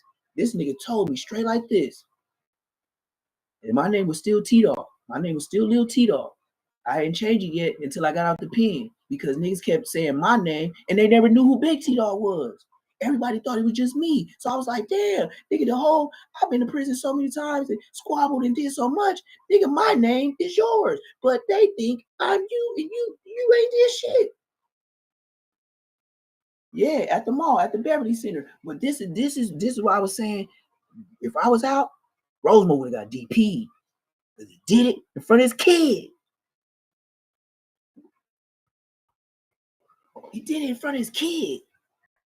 That's the only thing I have a problem with Rosemont. But that let me know how the YNs was changing. You know, every generation got to change. And if my generation was the first ones to actually get cracking on other bloods, best believe the OG homies that sent us to do it, we had to do it. I live in the hood. What I'm saying, nigga? My front yard, the niggas is there. When I'm a parole, come home, be like, nah, I ain't doing that shit. Niggas be like, bitch, say what? You ain't doing what? Get your bitch ass in the car. Be like, all right, I was just playing. I was just playing. You know, let me get a little gun. Nah. let me get that little thing, that pow pow. I want that bauga. Hey, I remember I thought I was gangster one time, right? And this was Mossberg. You know that shit with Mossberg and DJ Quick, right? So the homie do dirty. I seen him with the grinder sawing off a shotgun like that shit was like slanted. He's still trying to get the perfect cut, right? And then you're back there looking goofy, right? So he finally finished it, right? So then he tell me, he say, you want to shoot this motherfucker? I was like, hell yeah, but where? He was like, yeah, we can't go to the gun range. I was like, hell no, because in the hood, it's still to the day. They got a gun range right there by Randy's Donuts. They'll let you go in there, and you can use your ID, and you can take the gun. Best believe, while you shooting that bitch, equal police. Huh? Excuse me, sir. Cuff up. Watch your head. Oh, my mama. Nigga. So, in the back of Regent, it's like right off of Queen. It's like Regent, and Cedar? No, it's Cedar. Ash. Regent and Ash. It's a dead end, right? And right now, it's beautiful apartments. Little condominium type shit. Well, before that, it was a mental hospital. And the little crazy people used to be walking around in the hood. And the alarm going off, and Bosco didn't even know this, nigga. Bosco can't tell you these stories. It wasn't there. So, nigga, the crazy people, they would go out like the side doors, like the emergency doors. And we always knew when the ambulance started riding through the hood and just random police and shit, and you'll hear and like that sound where I don't know if y'all ain't been to prison, but when they make that sound, I ain't gonna even lie. My niece, when she got out of school, that sound so much like prison, nigga, my knees buckled. I almost got on the ground because subconsciously, nigga. And my mom was like, "What's wrong with you, son?" I was like, "I don't know, mama." Like I was looking, like we were just walking, and then it said, and my legs just start wobbling, like prone out type shit. My mom was like, "Baby," I was like, "Mama, I did a long time." She was like, "Yes, you did. You did almost 7 years, son. You're 25. You need to change your life." Oh, me though. So what was I saying? What was I saying? What was I talking about? I just bounced off that quick. But shit. Rosemo. I've been knowing Rosemo, Jomo. I've been knowing Jomo. I would say he's the same age as my sister, my little sister. My sister is Jomo's for sure age. They both 86 or something. They both born in 86 because I'm 84. And my sister will whoop Bosco's ass. Oh, yes. She has put it the smack it down on homies in the hood. And I know one or two of them that got missing teeth today. Yeah, they used to call her. No, it wasn't Bacardi Silver. Remy. Yeah, because her friend. It was when them bottles came out. She was Bacardi Silver, and the homegirl was Remy Red. Yep. When them two drinks came out. How you Bosco big homie if you younger than? Yeah, I know. Bosco's way older than me. That's why I said. That's why he went to all them podcasts to try to dirt me out. And then it just went from he gay. I seen him pull up with a tranny. And then I told everybody on the live, her name Lisa Ivy. I said she used to be a singer. And then I said she was a backup singer, and I couldn't remember the name of the group. So I started singing the lyrics. And then on Nina Boy, they's like, oh, that's 112. And then I told everybody to look, and it was a couple of people was like, yeah.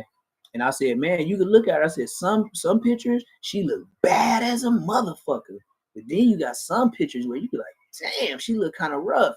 So even my boy was like, yeah, man, like lightweight. Like I could see how he could have said that. Like if she looked like on her bad day, but it's a bitch, nigga. The fuck you mean? There ain't no motherfucking man, nigga. But he sold it to the internet. But what I can say is, even though I departed ways with Nina Boy and Spider Load, because I really did, I broke up Kicking Cat being Boo. I can't lie to you. I broke that up and I didn't even know. I did not know. But for them to be holding all that information about each other, don't you think God got a plan for everybody? I did not look for this internet stuff. But when Bosco said what he said, God made a way, because Spider did not have to put me on live. But what he did do was edit it very good, because it does not show when I actually entered the live. That has been remastered once the live was edited, before I knew about YouTube. So when I came on his live, we was chopping it up. But then when I said certain shit, he was like, hold on. I'm going to hit you up. Because he had asked for my Instagram. So he hit me in a DM. Then he called me. So then he running some little he like playing something. I'm watching this TV. Like I said, 85 inch. I'm watching this TV on my couch. But I'll be flipping it out for the bed when I don't want to go in my room to go to bed. I be like, I sleep on the couch more than I'm sleeping on my own goddamn bed, nigga. I didn't have my bed like fucking. Yeah, you seen that too? Like, bro. And then I was yelling out Say Less, but I didn't even have Say Less yet, bro. That's the crazy part about it. When I went to Rick Rock, when I went to Nina Boy, when I went to Spider Load, I was yelling out Say Less and I didn't even have it. Look what I got now, nigga. Look, and this is what my lawyer said. And everything he tell me, I do. Watch this. Watch when I go to my homepage.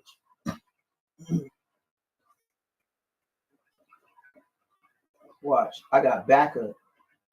I got a backup YouTube. Dead homies. Watch.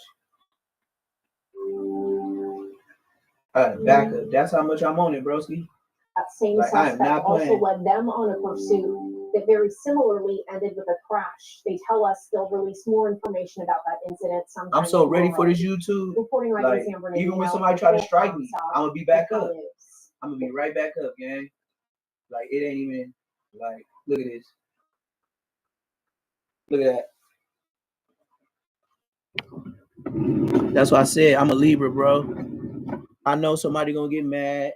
Somebody gonna try to strike a nigga, but it's gonna be my same logo. See? That's why I say I'm a whole different nigga. I am not no Bosco, my nigga. I am on it. You dig? You dig? Hey, never mind her. Y'all don't see that. Y'all don't see that. All of my business and all that. I know somebody be like, oh, that's a tranny, huh? Yeah. All these trannies I know, huh? That look like tranny to y'all. Dead of me. You see? Off the bat. You feel me? Yep. That's little boo thing Arisha. You see her good? That ain't no boy. That ain't no boy, my nigga. That ain't no boy, my nigga. But yeah, backup. That's what I said. I already know. Like I said, I'm dealing with whack. And once my lawyer, when I got on that other live, and that lying ass nigga 600 tried to tell the world he had some audio of me saying some stuff about Bosco and Munchie B, and then when he got to playing it and shit like that, I'm listening to it, and I can't lie. They did a very good job, my boy. You know, what you did, my boy, was took my voice. You did use certain things that to be true, but where you went too far is when you started telling me about things as if I'm from Inglewood families, as if I and my homies go to Darby Park. You would have been better saying Rogers Park before you said the Darby Park. See, we don't be there. We haven't been. I can tell you, nigga, when I graduated, 2003. Nigga, we was beefing with them niggas in 2004 for sure. And I'll probably bust some at 2000. No, I call my case. At 2004. So that means I popped the nigga probably in around them areas. Hell yeah. They was on my ass. And luckily I got up out the way because I ain't gonna lie. Like they said, like people tell you jail preserve you or save your life. I believe it. Oh, back to what I was saying before I said I forgot what I was saying. Smiley from Cinella Park Families told me, like I said, my name was Lil T-Dog. But he was like, hey, Lil T-Dog, I'm gonna tell you like this. Now, you with your homies right here. And what I can say is, everybody in the whip said y'all was gonna run. And I told him, Lil T-Dog ain't running. And we ain't finna pop him. I said, yeah? He said, yeah, that's why I'm here talking to you. He said, look, man, go holla at Do Dirty. We're gonna have to get some shit straight, or niggas finna tear the Inglewood up. I was like, all right, nigga. He was like, all right, nigga, call him. I was like, nah, hell no, I ain't finna call the homie and have him right here with all you niggas. He was like, yeah, you a real solid homie. All right, I know you gonna tell him. I was like, yeah, I'm gonna tell him. I'm gonna call him when y'all leave, but I ain't calling him nigga when you nigga. He was like, all right, you a solid homie. That's what I said. I grew up with you. But your other homies, I don't know them from, you know what I mean? I was like, yeah, but they my homies. He was like, yeah, but I don't know them niggas. I was like, yeah, but they my homies. He was like, all right. I was like, all right. You know, he was walking backwards holding his shit, and I was holding mine, but you know what I mean? Like, that was my brother. You need niggas like us, like the hood, keep going. Because if they don't know you, nigga, if I wasn't there, that would have been like 3 bodies. And one of them is claiming 40 Crip now. Deshaun Jackson got put on Queen Street Bloods. Deshaun Jackson is from 40 Crip now. Deshaun Jackson used to live off of Inglewood Ave in Regent. Deshaun Jackson has a little brother. Deshaun Jackson grew up with his mama. Deshaun Jackson got put on by Boule, who was his age. Deshaun Jackson tried to call himself Debo on the game. And you know what Do Dirty Rest in Peace said? It's a hell of a name, just like mine, Do Dirty. And you're going to have to live it, young nigga. They punched him out, put him on, his mama moved. Deshaun Jackson ain't never got put off Queen Street, and that's on the Red Homies. Facts, nigga. I remember when you was Lumpy J, nigga, and I asked you, what's your name gonna be? And he said, I don't know. I was thinking about Debo. I was like, yeah? Like, okay, nigga. You want that? Okay. You all right, nigga. All right. I ain't here to knock you. Because if you're gonna be like that, then have a name like that. If that's what you want. Yeah.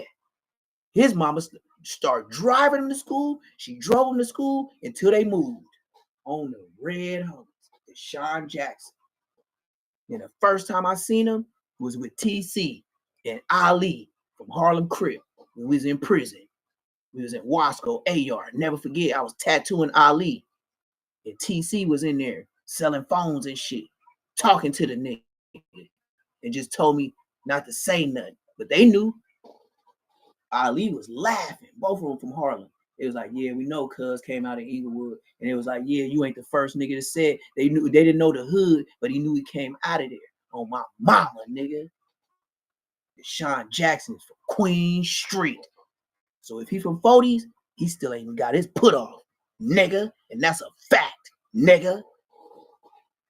Tell him did he live on Inglewood Ave and Region in a motherfucking beige building with his mama, scary ass. Yes, he has a little brother. And now we have a Debo who stays in Riverside. Now he's Debo, and he stayed next door to Deshaun Jackson. Buildings. When he left, he took his name.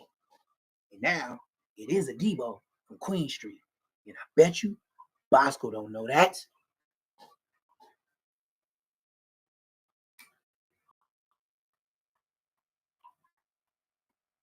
And I never see Bosco. Like I told you, I'm an old nigga. If I would tell you the truth about Bosco, and then he's going on Instagram Live with little homies. They said I had 4 hours, 24 hours. They never called me a bitch. They never called me a buster. They never said the words DP or getting put off. Because I'm like that. I never seen Bosco say that shit. So, if you got two niggas that don't even like each other, say the same thing, and I ain't never heard Bosco say that, and I put it on the red homies.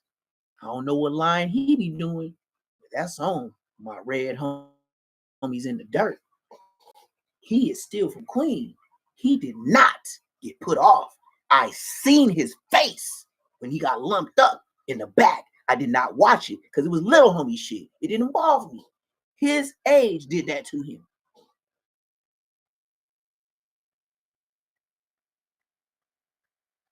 Yeah, that's a Queen Street, nigga. Bosco probably didn't even know his name. Tell him Debo and on the red homies if he say no, Deshaun Jackson a goddamn lie. Yeah.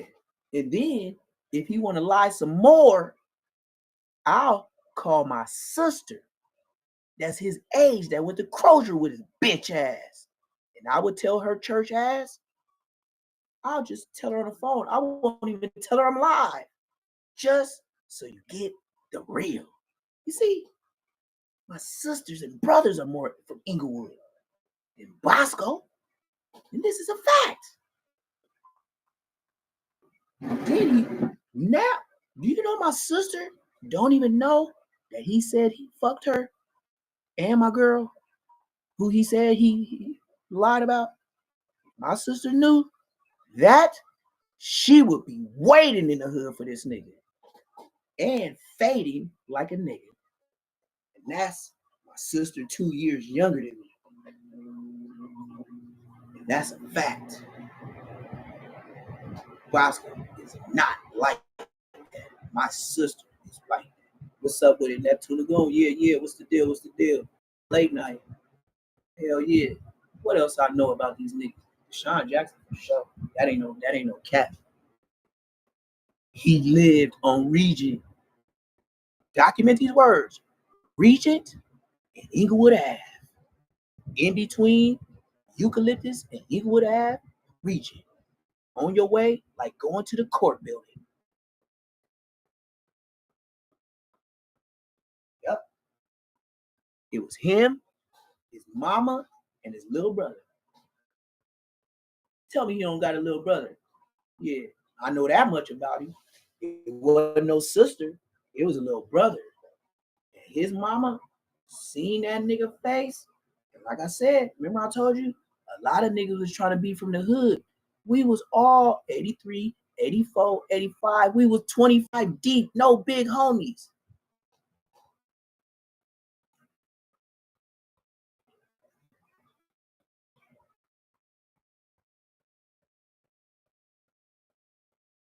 He never came back. How you let somebody that you can't catch nobody that's never around?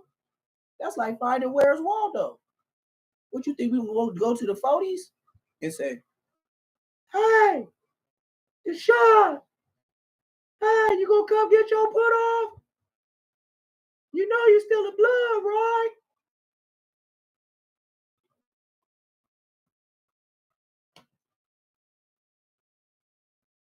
He just left. Now, in his favor, yes, he was still in middle school. But yes, he never came back. Yes, he never got put off.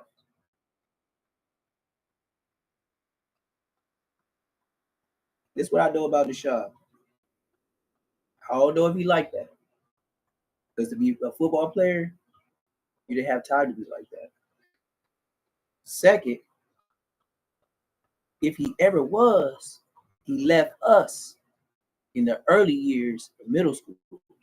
Like all of us get put on 12, 13, before high school. Yes, that's when Deshaun left. Deshaun got put on at 12 or 13 years old. It was before high school. Like I said, he looked exactly the fucking same. Thick ass eyebrows and a unibrow. So I don't know if he be shaving, but his eyebrows was one when he was small. So I don't know if his face stretched out, but that nigga had that vampire shit. Oh yes, and I tell no lie. For what? Like I said, they little homies.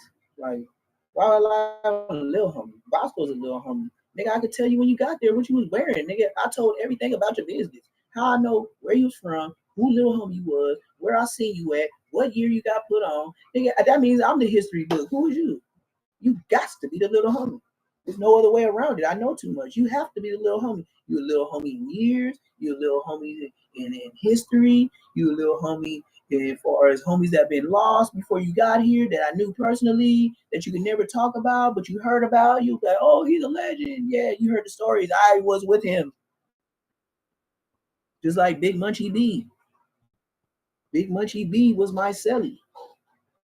Big Munchie B was my celly with Rick Rock on the yard. Then Rick Rock went live when his girl get on live. How you gonna shut off your own live and leave me and Demon Time on there? Demon Exotics or whatever the fuck that nigga name was. And he was like, damn, like that? Neptune running you off your own podcast? Whoa, whoa, whoa. So you mean to tell me I can be a very rich man by telling the truth? Oh, well, I ain't gonna do no Charleston White. I ain't gonna never say F the babies and all that, but you a big blood on you. Oh, so if you're a big blood on the internet, that means you can come to the hood and call shots. Correct? Negative. Negative.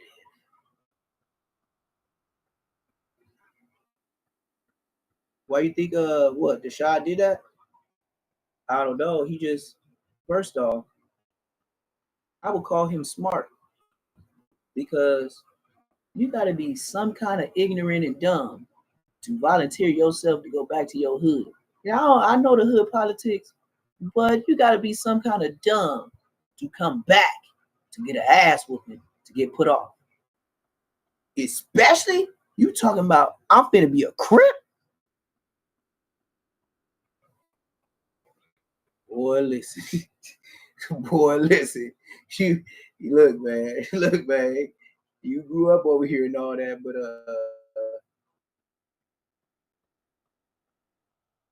because I put out there on the internet. I know he's seen Rick Rock. I mean, I know he's seen Nina Boy and Spider Loc shit. You know what I mean? Like I said, a lot of people that are doing this content thing, they are reviewing content and prepare a narrative before they go public. And he didn't have a chance to do that because I just popped up. You feel me? But Demon Exotics knew who I was Did you see that Rick Rock, the audience wanted him to pull me up?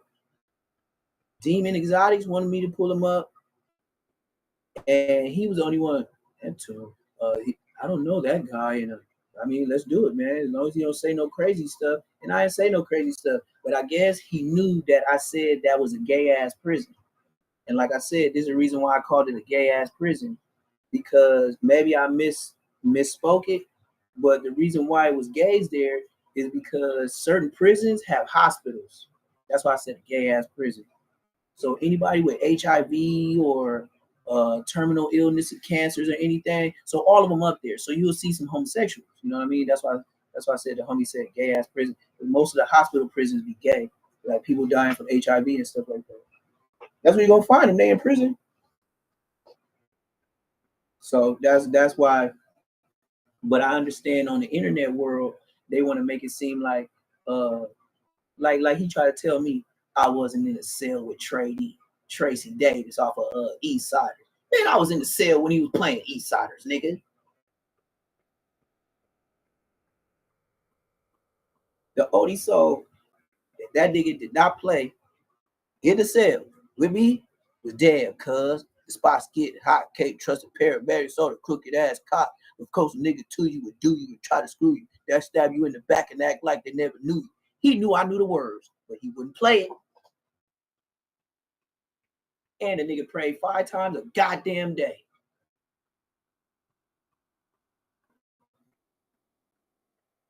No, I see that people have an image to uphold.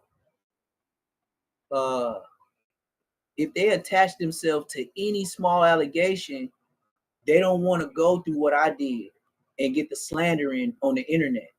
You see what I mean? People's perception of you gets you a lot of subscribers. I don't know if you noticed, but ever since I went on Spider Loaf, you know, his ratings have gone down majorly. Hit that like button, subscribe if you ain't subscribed. Yeah, his I used to see him with numbers like a little bit. You know what I mean? Like before me, I see some shit he'll hit about like 7K, 9K. The day within 24 hours of doing my interview, he had 22. He had 22K. And that's when Wax started calling. Loose Cannon wanted me to come. Loose Cannon still be trying to call me when he be doing shit with a Snoopy sassy ass. Hell yeah, because he know how I feel. Man, I can't believe you any kind of blood. You got a red chug and a blue chug. Nigga, get your ass out of here, nigga. Nigga, man, playing like that, you get smoked, nigga. Nigga, when you ask you no questions, you see the wrong side of your face, nigga, in LA. No, you can't be in LA. Because it's on both sides of your face, nigga. You ain't in LA, nigga. Each way you look is gonna be the wrong hood at the right time, nigga. That's what I call wrong hood at the right time. I don't say wrong hood at the wrong time. You in the right hood, the wrong hood at the right time, nigga. God got a day for everybody. And if you gonna post bullshit on your face, then you should get a bullshit outcome. Then we done heard you was crippin'. Then you went to Hollywood, so now that's crippin' to Pyru. Now you're talking about Angel Lane Bloods. So now you went from crippin' to Pyru, now you a blood. Oh my goodness, man. Skip, throw something up, nigga. God damn. I ain't with that. Nigga, that's nigga, you shit, nigga. But like I said, like these niggas, they ain't gonna have nobody on the internet to just full-fledged say, oh, I was with him and this and that, because I never was a flu flam specialist. I know Draco too. My mama sit next to Draco every Sunday. I mean, Draco mama every Sunday. They sit on the same row. Then I fuck around and we're going to court with Draco when all the IFs was telling on him. Yep, sure was. Yep, he was going to Compton Court, nigga. Yeah, it was like it was during the Corona time too, nigga. I got caught with I ain't gonna lie, nigga. I got caught with an ounce of crack, and I got caught with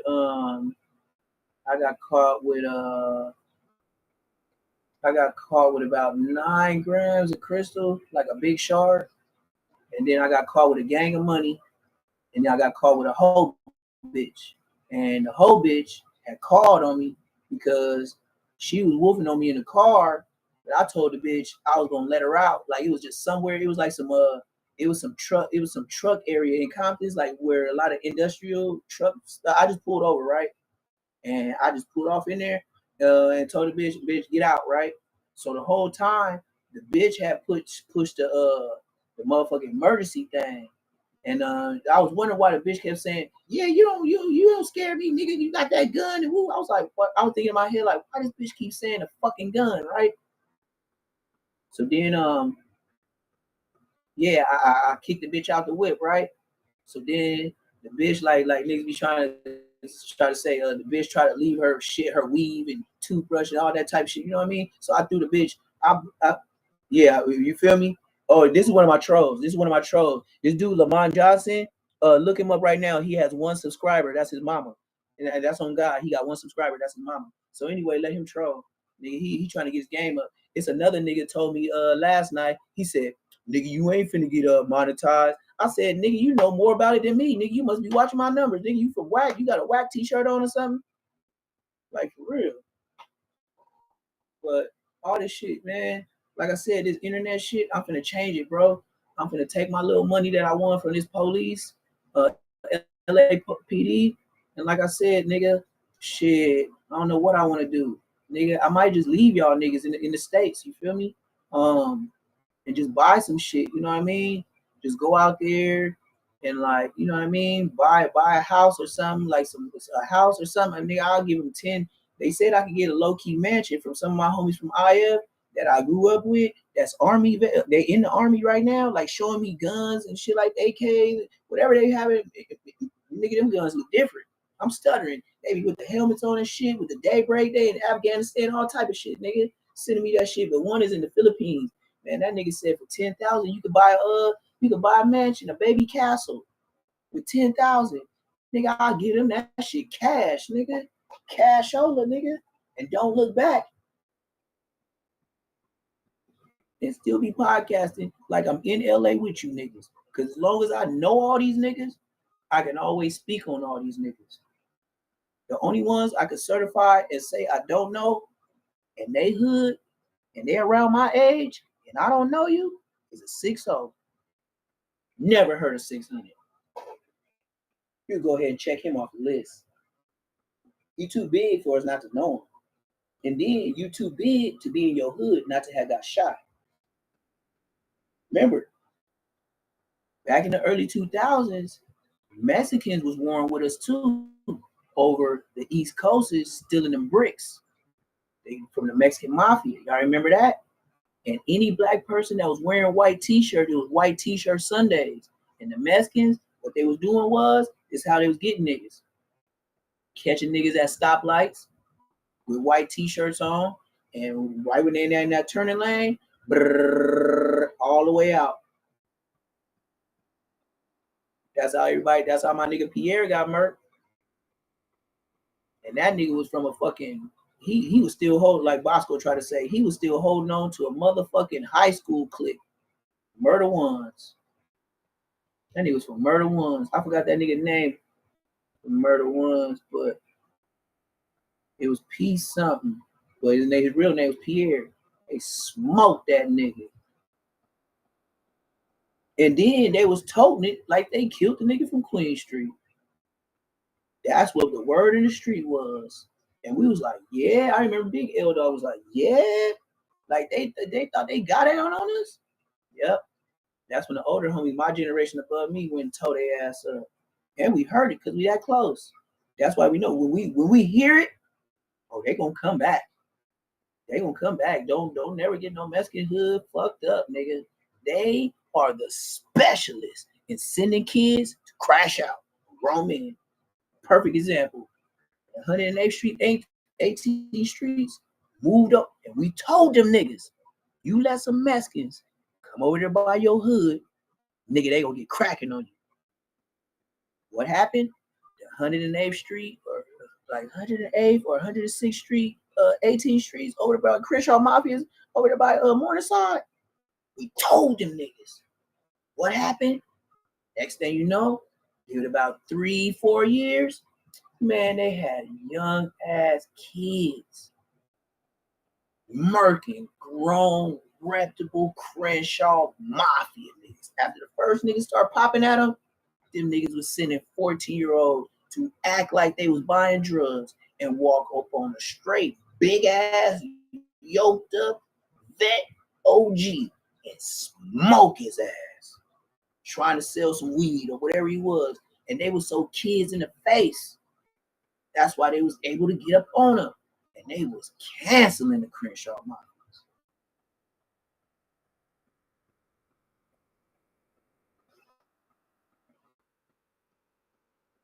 I ain't gonna say no names because it's neither here nor there.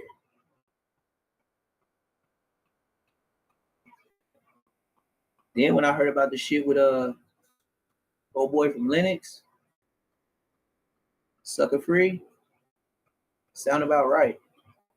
Because the Inglewood Threat said they would do the same thing. You ever notice? Oh, guess who I seen Sunday? Lefty Gunplay at the Nike store.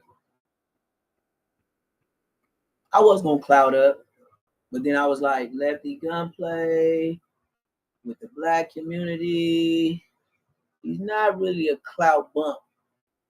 But what I can say was, it was only him and another nigga. He did not have no security. So I don't know where y'all at, or I don't know if y'all know he's out. But this is a fact. I seen the nigga Sunday. So run up the content. The last thing I heard was what he was in Texas jail for some drugs or something like that. I seen that nigga. Yeah, nigga. Seen it. Cooking jerk, nigga. That's why I won't say the place. It was a Nike store. Everybody was flicking it up. He was looking around. Like when he was flicking it up, he did his little bullshit smile and shit like that. But you can see his eyes was on a swivel. And he do look like he's super high. He do look like the nigga that be on YouTube, bro. So, oh, and shit. I seen Mozzie 211. Which one? Rodney? Rodney, the one with CTE, G Perico? Oh man, I got stories on that nigga too. Hell yeah. I had the homies run down on that nigga before. That nigga was at Westchester trying to act like a crip. That nigga, yeah. Rodney. Yeah. And when I went to Westchester, I went for summer school. Only lasted 2 days. The 40s and some other neighborhoods jumped me up in there. I don't even remember the names. Don't even matter. This nigga, Rodney, Tiny 211, he's my age. He was the one filming when Bosco was getting his ass whooped. That's why I said they knew everybody that was doing this was in jail. That's a fact. That's why they did him like that. Because there wasn't no more Queen Street repercussions. And then once I get my platform up and I get like a lot of subscribers, that's when I'm finna tell real stories. Like Big Taco, NHP, Boner from NHP. Taco is Rucci's rapper dad. Boner is uncle. What's his sister name? I'm gonna think of it. She like black niggas. And I was gonna fuck with her, but I said that's the big homie's baby sister. I almost had her name. Taco Boner, his sister. I know her best friend was Olivia.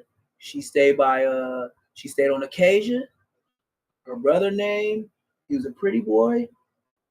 He ended up turning NHP, but then he did a crime, and Gennaro was his best friend. So the nigga that's from NHP His friend was Gennaro because he had the F-150 when they first came out, two-door on the 22s or 24s.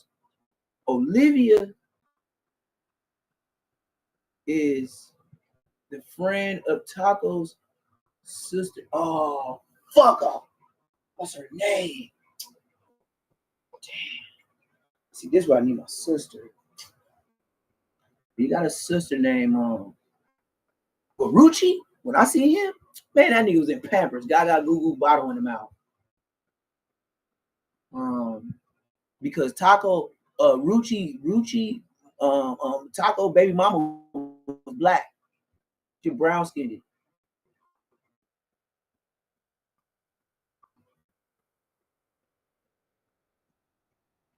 Yeah. 2 weeks. That's what I said. But look, toxic media. It's not even so much that. Even everybody, girlfriends, homies, everybody said, bro, you got to spend more time on the internet because, nigga, everybody that grew up with you or your sisters or brothers, they always told us we looked alike. So I know some of my subscribers are people I grew up with. And if you see some of my comments, like how you doing, is OG homies that even said when I said Queen Streets is going extinct, they even in the comments said, blood, I don't even know blood. Blood ain't never lied. I got put on the hood in 97. Nigga, I was born in 84. You see what I mean? So, like, if OG homies is telling me they rolled through and they saying the same thing, and I ain't never lied, and they OG or homie than me, like, you just get OG. So, you know what I mean? It just don't get no OG'er. Just like I don't understand why people be tripping off somebody saying they got 12 hats. Well, if I'm gangbanging, I would rather go for 12 than 1 because it don't get no lifer. Life is life. It don't get no lifer. It ain't like you gonna sleep different. You finna go somewhere soon. Like, what the fuck? The channel is good. 2-week channel. Imagine it being a month. 1 month channel still be good. Keep going. No, I ain't gonna stop. And like I said, I started putting these gang members on blast, but you brought me back. I've been forward. I have clothes that I've been. If you look on my Instagram, I've been having Say Less merch. I've been having Say Less Rottweiler security. That's why I say less. Because if you get one of my dogs, they're gonna be big, thorough, 100% and smart. You know who I can actually get on? You see, remember King AK? I mean AK-47 when his dogs had got out to bite somebody, and it was like they ran that little content on him where the police came to his shit and they took the boy dog. My nigga, his Rottweiler, the girl, my girl, I'll show you her right now. She just turned 2. Look at his footage of how skinny his dog is, and look at mine. But I really don't want to bother her. But all I gotta do is turn it around, but it's dark. But my nigga, just look at my videos. My dog is shitting on his dog. My girl will fuck that girl up. She'll sit down if I say sit down too, and won't move. But she'll watch the shit out that dog. And if that dog runs up and gets to close face, that's when I can't tell her to sit down no more. Because she's only handling what God bred her to be, on her shit. And you know why I like big dogs too? Because they don't be with all the yapping.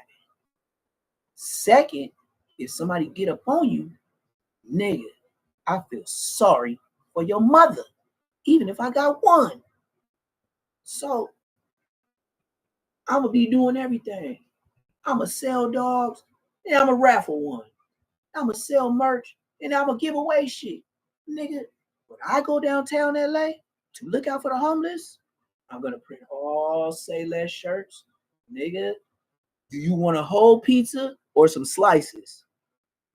I'm not playing. I'm gonna show how the gang members were supposed to be. Not like Black Panthers though. You were supposed to look out for the community.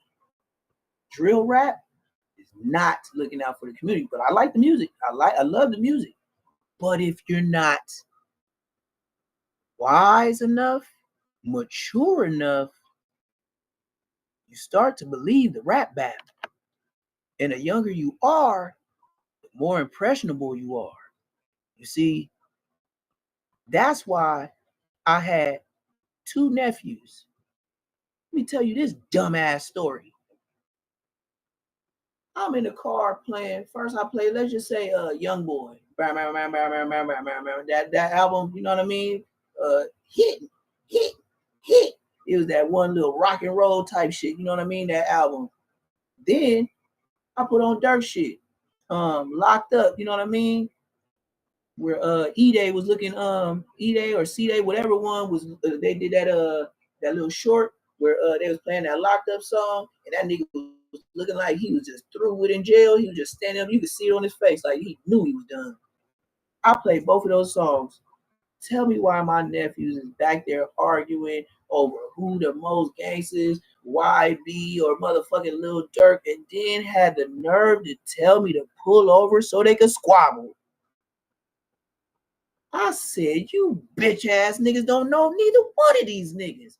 And y'all finna get out as relatives and fight over some niggas y'all don't even know?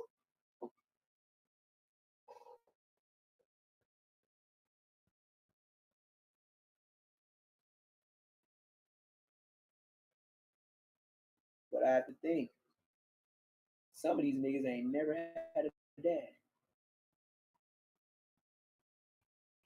So then they resort to the nigga always harassing them on the way to school.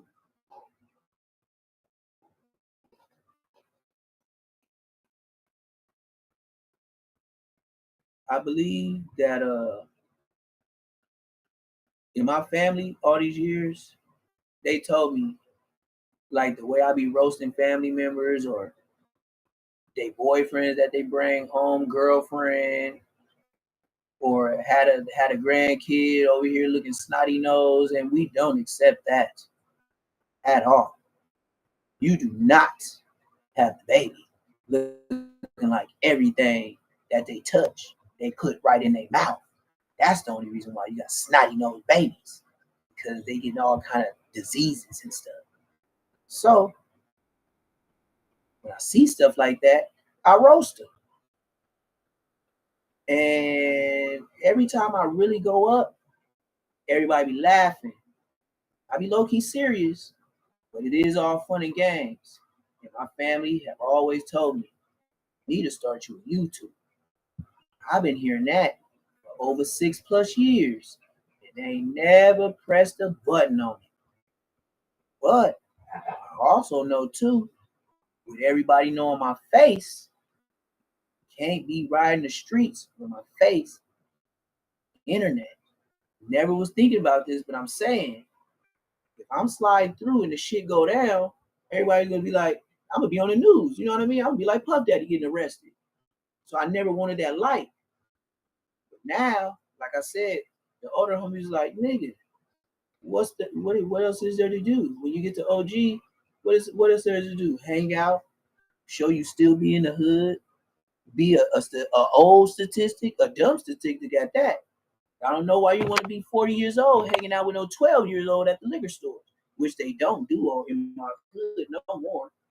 Them young niggas is in the house watching Big Homie Bosco in his same position in his kitchen with no background, getting shot at, turning off the lights. Black, Queen Street, stay focused.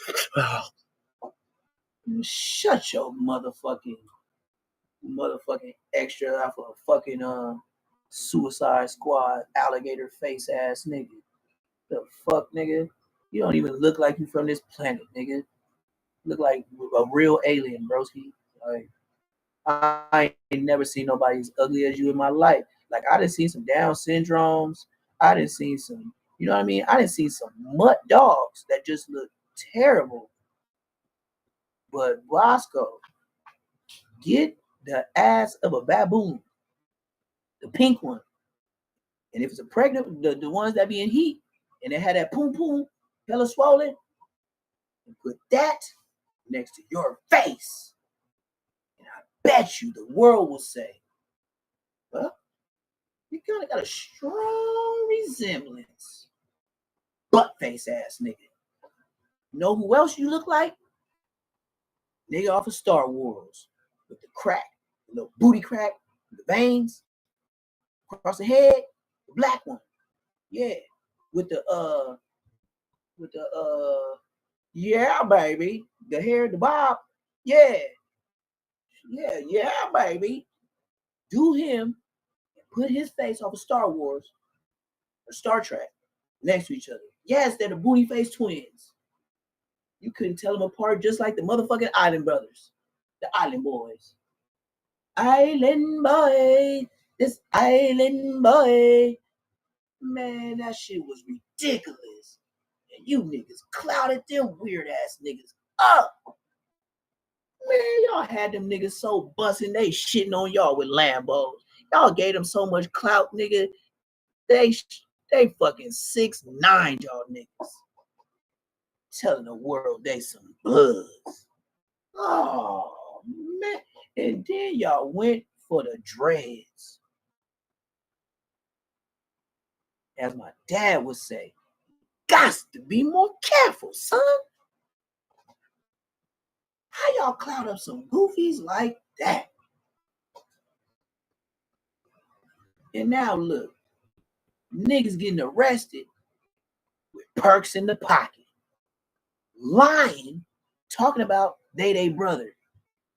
Are you so high that you do not know the police is smart enough to tell all them scribble scrabble tattoos y'all got on your face looking like King Smeller? And King Smeller, Yeller. God damn, nigga. What the fuck you got on your face? This nigga got a Rolex, some bubble letters. You know the bubble letters that you used to play with in preschool, that you used to put in your mouth with the blocks? Man, that nigga got the ABC write-ups on his face, nigga. You know the letters that had the red trim and all that shit? Where you barely learn your ABCs, nigga? That nigga, man, I tattooed. Man, that nigga, we call that nigga practice face. He's a practice face nigga. That nigga was so thirsty to be from the game. He was like, put it here. Ha! Yeah, look what I can do. Yeah, cool. Yeah, look what I can do. Man, get the fuck out of here, nigga. That's why your homies talk bad to you. That's why the hoe just left. Because she know you want some hoe shit. And then to keep it 1,000 while, she ain't even all that. She kind of looked like Munchie B baby mama with that chip tooth. Oh, y'all want to see what Munchie B? Yeah, we can go to Snoopy. I don't click on it. I don't subscribe. I don't fuck with it. But I know he put Munchie on blast. And you know, it's funny. Snoopy sassy ass, even though he know I talk about him, never said nothing about me. Because why? He ain't got no proof. He'll just be yapping. He don't got no proof. I ain't got no peanut butter story. They crazy as hell. But let's see. Let's see what old sassy ass. It should come up too, because I don't put too many S's unless it say less, but mine's $, so it's good. See? Snoopy, Skrilla, Shark, Say Cheese. Yeah, this Boosie nigga first. Let's see. Where's that nigga? With this nigga. Man, when I seen this, I was like, decent. That nigga had Munchie B, baby mama, with the missing chip too. Maybe, yeah, let me see. That, oh, there we go. Look at this young lady. Look at this young lady. This is, and y'all call him the governor of the B team. No, we ain't playing that bullshit. Look at this baby mama. Look at this Look at this baby mama. This is your boy Munchie, man. This is who the governor. Look, where's she at? Oh, way over there. Look at Munchie baby mama. Look at this girl. Look at this girl. Come on, man. She's smoking a good drug. She's smoking a good drug.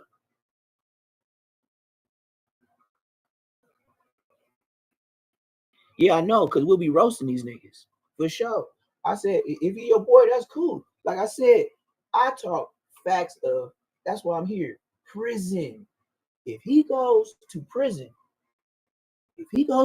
like I don't mind the content, because all it's gonna be is exposure for me. But what I don't fuck with is no jumping. I would never go there.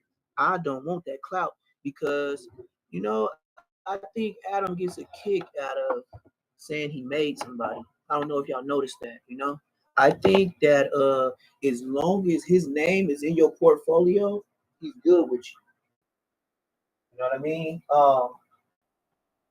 One thing I can say is Big Munchie wouldn't approve of Munchie talking with I know for a fact, because I said I grew up with him and I've been in a jail cell with him. We were cellies for like 2.5 years. But he kind of looked like this nigga though, but he don't look like he looked like the I ain't trying to dirt Munchie like that, but he looked like the retarded version of Munchie, like the real Munchie. But like I said, don't quote me on that, but you know what I mean. Like I'm just being real. He looked like the slow version. So yeah, that's that. But and then look what they do to Aunt Hefe. Now Aunt Hefe, he tries to run his as if, you know, his is all official facts, you know. His presentation to the internet, I could say, can be compared to Rick Rock. They don't want to be involved in too dirty politics. You know, that's why he would be a person that would never bring me to his podcast. Because Aunt Hefe, when they spoke on me, I should go to it. But I don't. It was like part of a lie, and they was talking about a gang of us. But when they got to me, I just had came home from doing something and I caught it. And then Munchie B was like, I know he said it just like this with his gay ass. This nigga said, "Oh, what is his name? T Mac." He did not say T Dog. He knows my name. I know he heard it on the magnified ear things he have at home for special people that can't see. You know, they give you the feel and the rumble and shit in your ears when you really think you there and shit like that. He heard my motherfucking name, nigga. Special needs ass nigga. No goddamn well that bitch the princess, nigga. That's your motherfucking caregiver, nigga. Keep it one, nigga. Every picture, video that nigga's in, best believe she looking around and she gonna do it like, yeah, hell yeah, nigga. No goddamn well, nigga, who she is. I seen all this nigga Munchie Beat videos. He'll do a documentary at Darby Park by himself. Nigga, the bitch sitting in the background watching for niggas. Man, I ain't dumb, nigga. I'm watching you, nigga. So anyway, yeah, man. So and Hefe, he tries to be like, you know, straight across the board, like this and that. So when they were speaking on me, and he was like, T-Mac, Neptune, like the planet, my nigga Munchie, you know goddamn well you called your brother in prison and asked him about me, and he said he knew me. But once again, just like Adam 88, they're not gonna mention you again because they're not gonna clout you up. Bitch nigga shit. That's when I can play that YG. Bitch nigga hope nigga bitch nigga hope nigga bitch nigga hope nigga bitch. Yes, that song is for niggas like that. That song should be tatted on that nigga. Just like that Hoover, you know, 5 he should have that on his head. Bitch nigga. So you wonder why I say it like that. Then you wonder why his own homies seen it and said it like that when they try to knock him down. Think about it. How is you a super blood from your hood and your home hood try to dome you, not just shoot you. That's the definition of turning your black ass TV off. And I could take a shot to that. Now, you mean to tell me he's smart enough